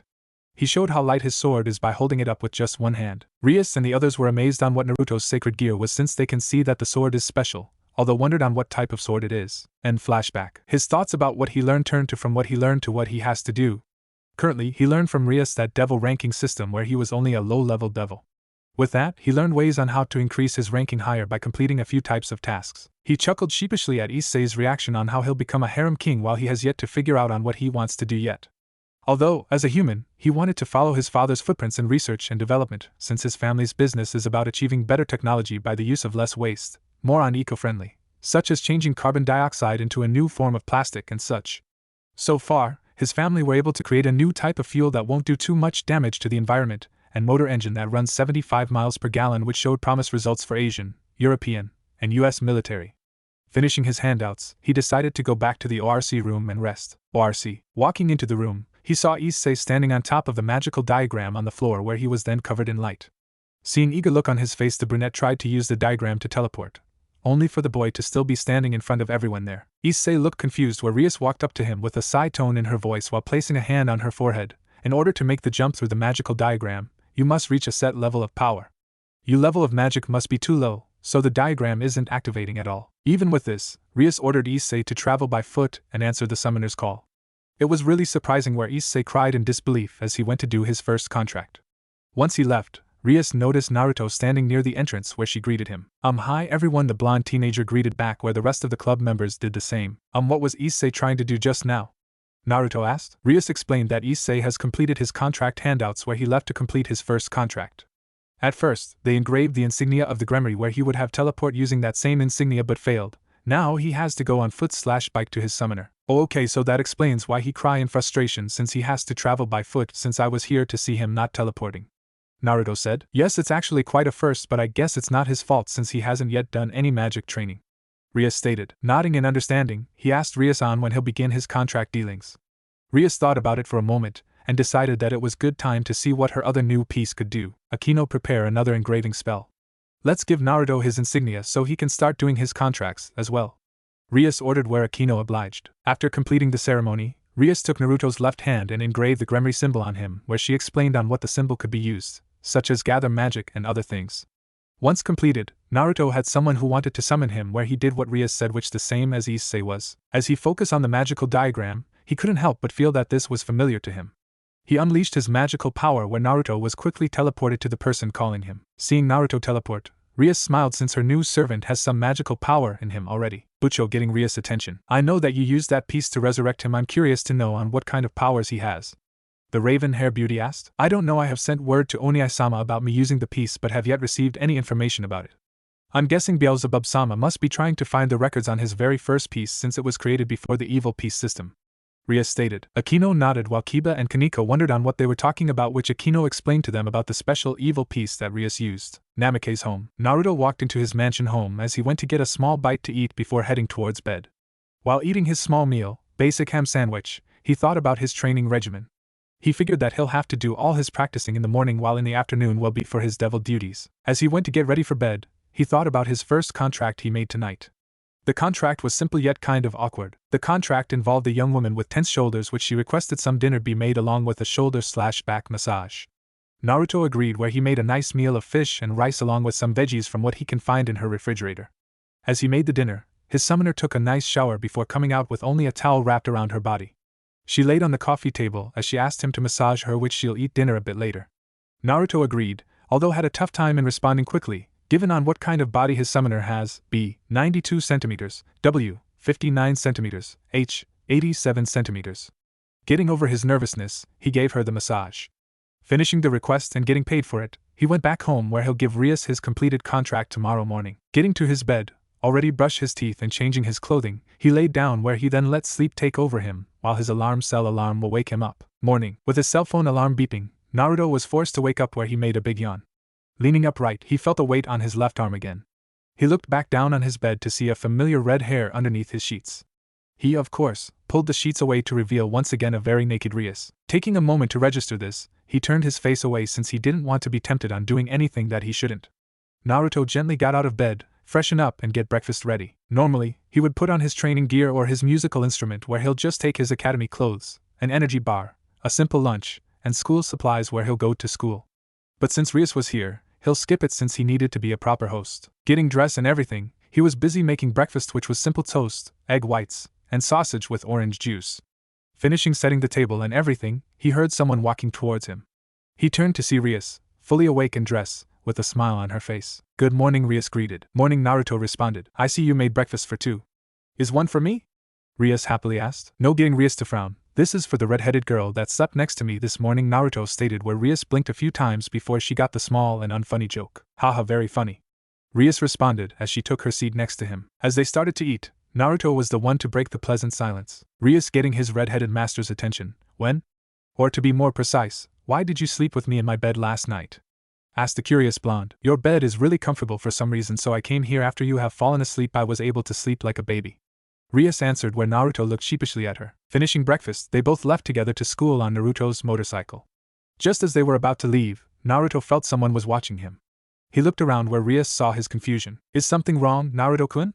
Asking the blonde boy she held tightly on his back. Having one last look, he just shrugged it off. Nah, just felt like someone was staring at me, he replied before getting his bike to run. After school, walking into the clubroom, he heard Rias shouting at Issei about not going to the church and exorcisms. A devil being hit by a divine holy power like that will be completely destroyed with no hope of returning. This is something very important. Do you understand? Rias seriously stated. Issei nodded in understanding while Rias apologized for being really serious/harsh in her tone. It was then that Akino walked up to the two where she explained that they were given an order. The order to take down a rogue devil. Late night, Rias and the entire ORC were standing in front of an old, rundown building. As they got near, Naruto can smell the stench of blood. As they all entered the building, Rias began to explain about evil peace system, based on chess game, rating games, and such to both Issei and Naruto, who wasn't really paying much attention to her since his mind was on something else. As they walked around, looking for their intended target, Naruto saw that the halls changed in front of him where instead of sleek or flat wood surface, he was seeing strange misshapen wooden walls and such. Moving further in, his vision changed back to the current perimeter of being inside an old abandoned building. Shaking his head a bit, his senses were tingling as he can feel where the bloodlust in the building was coming from. Moving towards the direction, away from the other members, Naruto moving further into the building where he stopped as he felt everyone else running towards him since it is dangerous to move alone in such a place. Naruto-kun, you shouldn't move by yourself since you're still new to this, Rias stated. It's alright, I know what I'm doing. Besides, I don't know how but I can tell where the rogue devil is located. Naruto narrowed his eyes as he moved a bit faster before stopping in front of a double-door entrance. Pushing the doors open, Naruto out of instinct summoned his steel sword and placing behind him where it stick onto his back. It's here, he stated, where the feeling of bloodlust was the most tense. As everyone saw Naruto unnervingly moved into the darkness, Rias had a calculating look on her face since she can see that Naruto was acting more professional, like he has done this before or something, not to mention on how he sensed where the rogue devil was located. It was only a moment or two before they heard a creep, vile tone coming out of the shadows. What a delicious scent. Naruto looked at a certain part of the shadows as he had his gaze on the rogue devil where he pointed it out to everyone. Rias moved forward as she declared her attention to the devil at presence. Rogue devil visor, we're here to destroy you. With confidence in her tone. The next thing that happened was the corpse of a young woman, whose lower half was gone while the rest of her body showed slashes, being thrown at them. Issei was stunned at seeing the woman's body, but his moment ended when he heard a dark vile voice coming out of the shadows. In front of them was a demonic woman whose lower half was that of a chimera. She was holding 2 spears in both hands as she declared that she was going to kill them all. The demonic woman tried to kill them, but the teamwork that each of Rias' current period showed remarkable skills along with the traits that each of them represent in the evil peace system: Kiba the knight, Kaneko the rook, Akino the queen. Of course, Naruto was a bit hesitant while Issei was freaked out at seeing on what Akino does. It feels like Akino-san is even more fearsome, Issei shouted as he shivered from seeing Akino's thunder attack. Rias explained that Akino was the ultimate sadist.